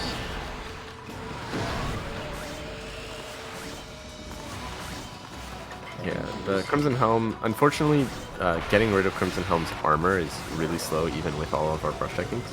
So we just use an Exorcism slip to do it. And then we just Power Slash it to death. So this is Crimson Helm. This is the boss that we skipped way earlier in the game by doing the Moon Cave early. Which, to be frank, the Crimson Helm fight without is actually probably one of the tougher fights in terms of the fastest strategies, because of the cycle with his armor. So you need to do enough damage before he puts on his armor again, which is a lot harder to do for the first one. But luckily we can skip it in this category. Yeah, unfortunately, Exorcism Slips is basically the only fast way to get rid of the armor. Any Exorcism Slip will completely destroy it, but other than that, nothing does much damage to the armor. So you just need to keep on wailing on him, and it's very slow. So here we have a refight with Spider Queen. One interesting thing is that the Spider Queen is actually not the same Spider Queen. It is slightly different. All these boss fights, well, not all of them, a couple of them have slight differences. In this case, we have to do 3 vines instead of 2, though. Which is sort of because there's actually supposed to be a bunch of spiders that we fight. In some, there's some optional spider bosses, but we don't need to do that for this category. So, we don't. But once again, we're just going to Power Slash and take out the Spider Queen pretty easily.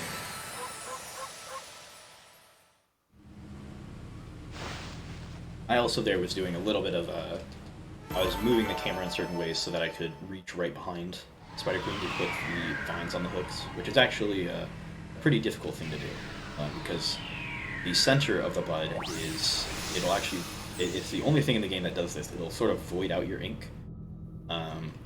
So you need to avoid bringing the vine to the center of the bud and make sure to go over. So I think the dev's way of trying to make you go around to it, to look at the, to get to the back of Spider Queen to put on the vines, but for this we can still just reach around. So next we have Orochi again.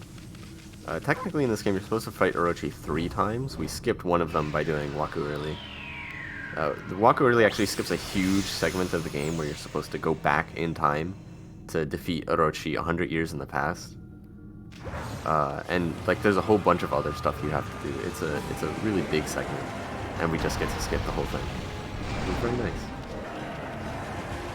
The nice thing about this Orochi is that it doesn't have all of the cutscenes that the Moon Cave Orochi had, so we get to jump right into the actual fight strats.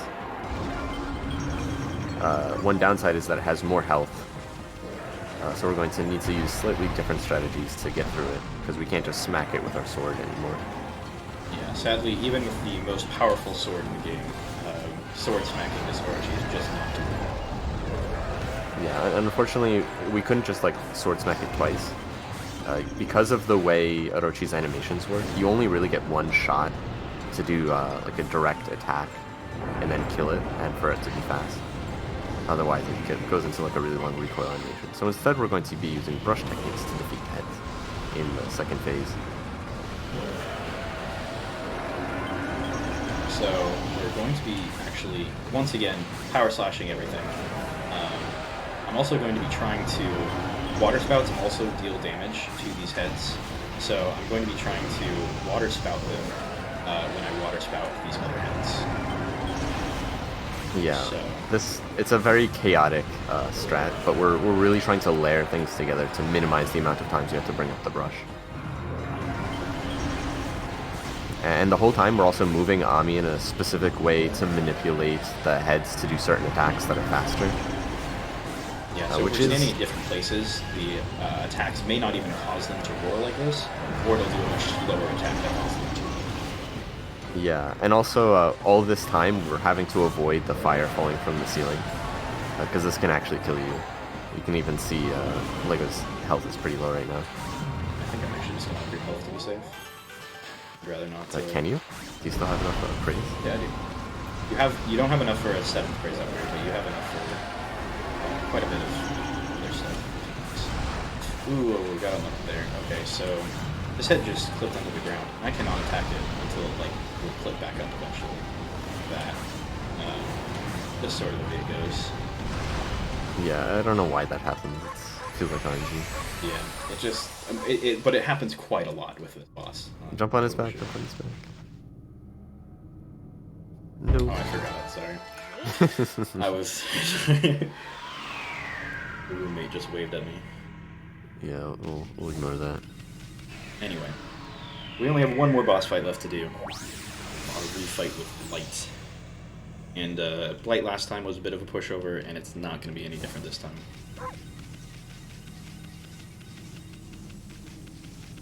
Or she wins by TKO. So yeah, even though Exum flips are definitely a much faster way overall to take out these bosses, Power Slash 3 really does replace Exum flips for every single boss here.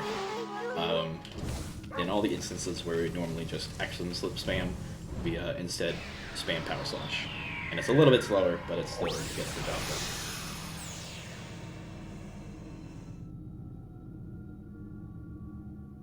done. I'm going to inch up to Blight here. I'm going to get him to do a specific attack. I'm going to Veil of Mist, which causes him to do the attack immediately. Hit him once. I'm going to do 3 power slashes on the sword, and then 1 more attack to take him out.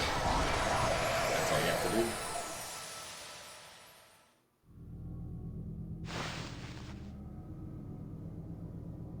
And that completes the boss rush. Well, you might wonder, there was one more boss in this run that we did not refight, and that's the Lechko Nechko. Which is fortunate, because that would be a big waste of Exorcism slips. And the only reason they're not really in this boss rush is just because, you know, the Waku Shrine, the previous dungeon, is right before the Ark. So it wouldn't make sense to refight them right away. Thank you for the reminder, Pop. I will always appreciate a reminder to shop.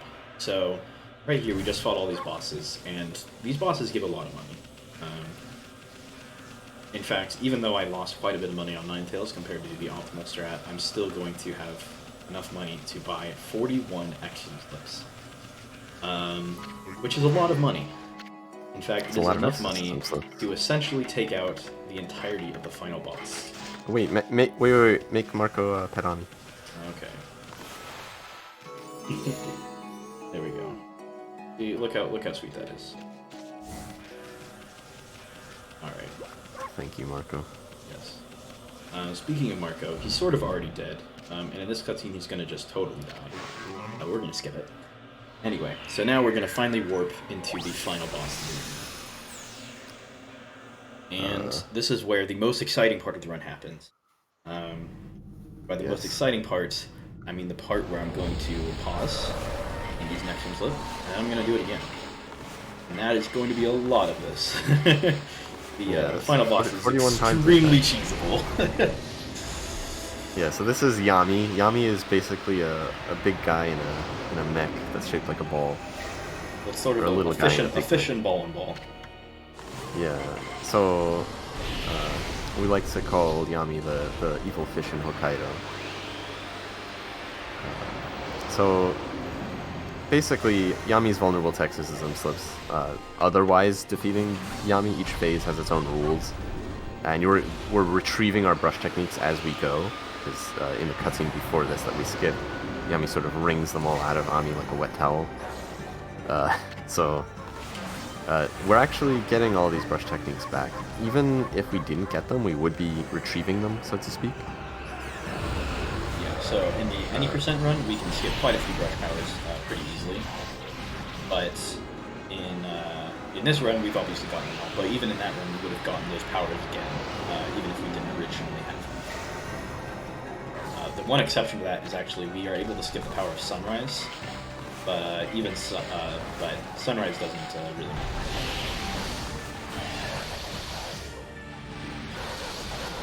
Yeah, so each of these phases, basically what we're going to do is load up on exorcism slips at the start of the phase to get Yami's health real low, and then to get each progressive brush technique, we still need to do a little bit of damage to get the next one.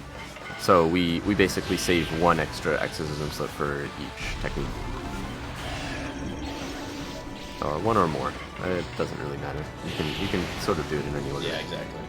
There's a couple parts here where we're going to have to do some extra stuff to make Yami vulnerable, but by default Yami's vulnerable for pretty much all of these. One nice thing is with the second phase here, you can actually attack it directly. You don't just get plinked off, which lets us build Godhood, which is not too important. It just makes the very last phase a little safer. And it also, it actually does let you skip using one extra, so it's like, a second time save or something. Yeah, this third phase here is the slot machine. Fortunately, we can do what we call rigging the slots by just using a bunch more exorcism slips. And this means that every time we have to power slash through these slots, we always get a brush technique. So the way it works is that when this is how it works for any phase, but when a phase takes enough damage, it'll give you a power. In this case, you can get the power back earlier than when you reach a certain health on the boss, but it also has a certain point where when it gets to low enough health, it will always spit out a power for you. So we just get it down to the lowest health we can and then power slash it for our power. Yeah, also enjoying this music. Yes. Best track in the game. So if you haven't noticed already, we're sort of just like using exorcism slips and then waiting for cutscenes. This boss is sort of an auto-scroller, but we still have to be on point with our menuing to make sure we don't waste too much time on all the little parts of this fight. But the rest of this fight is just going to be more action slips and waiting. Yeah, so this would be a good time to thank some of the people who have contributed to this community, I think. I myself, I'm alright. I'm a former world record holder in this category. I joined this community way back in summer of 2019, And back then, the world record was held by Kinin. Kinin is a long-time runner of this game in pretty much every category. Other notable runners include Krino, Giant Cookie Jar, Tsunakan, Critical Sid, Jester, Pop Rocks, and lots of other people. We have a very diverse community, I'd like to believe. And beyond runners, we also have a lot of people who have contributed to the run in other ways, or contributed to our knowledge of the game in other ways. Like Clyde, and like a lot of the other runners. I know, yeah, like Lego has also discovered a lot of techniques. As have you. There's a lot of people I'd like to thank, Astral, Colonel Darkness, and just friends I've made in the community, as well as Pop Rocks, Jester, other people who've really pushed this game. But I also want to thank you, Art, because you've definitely done a lot for this community. I personally got into this at the end of 2020 with your old Commentated run. So it's a lot of stuff going on here. But that's the end of this run. Final time 3:05:38. That's a new world record. By quite a bit.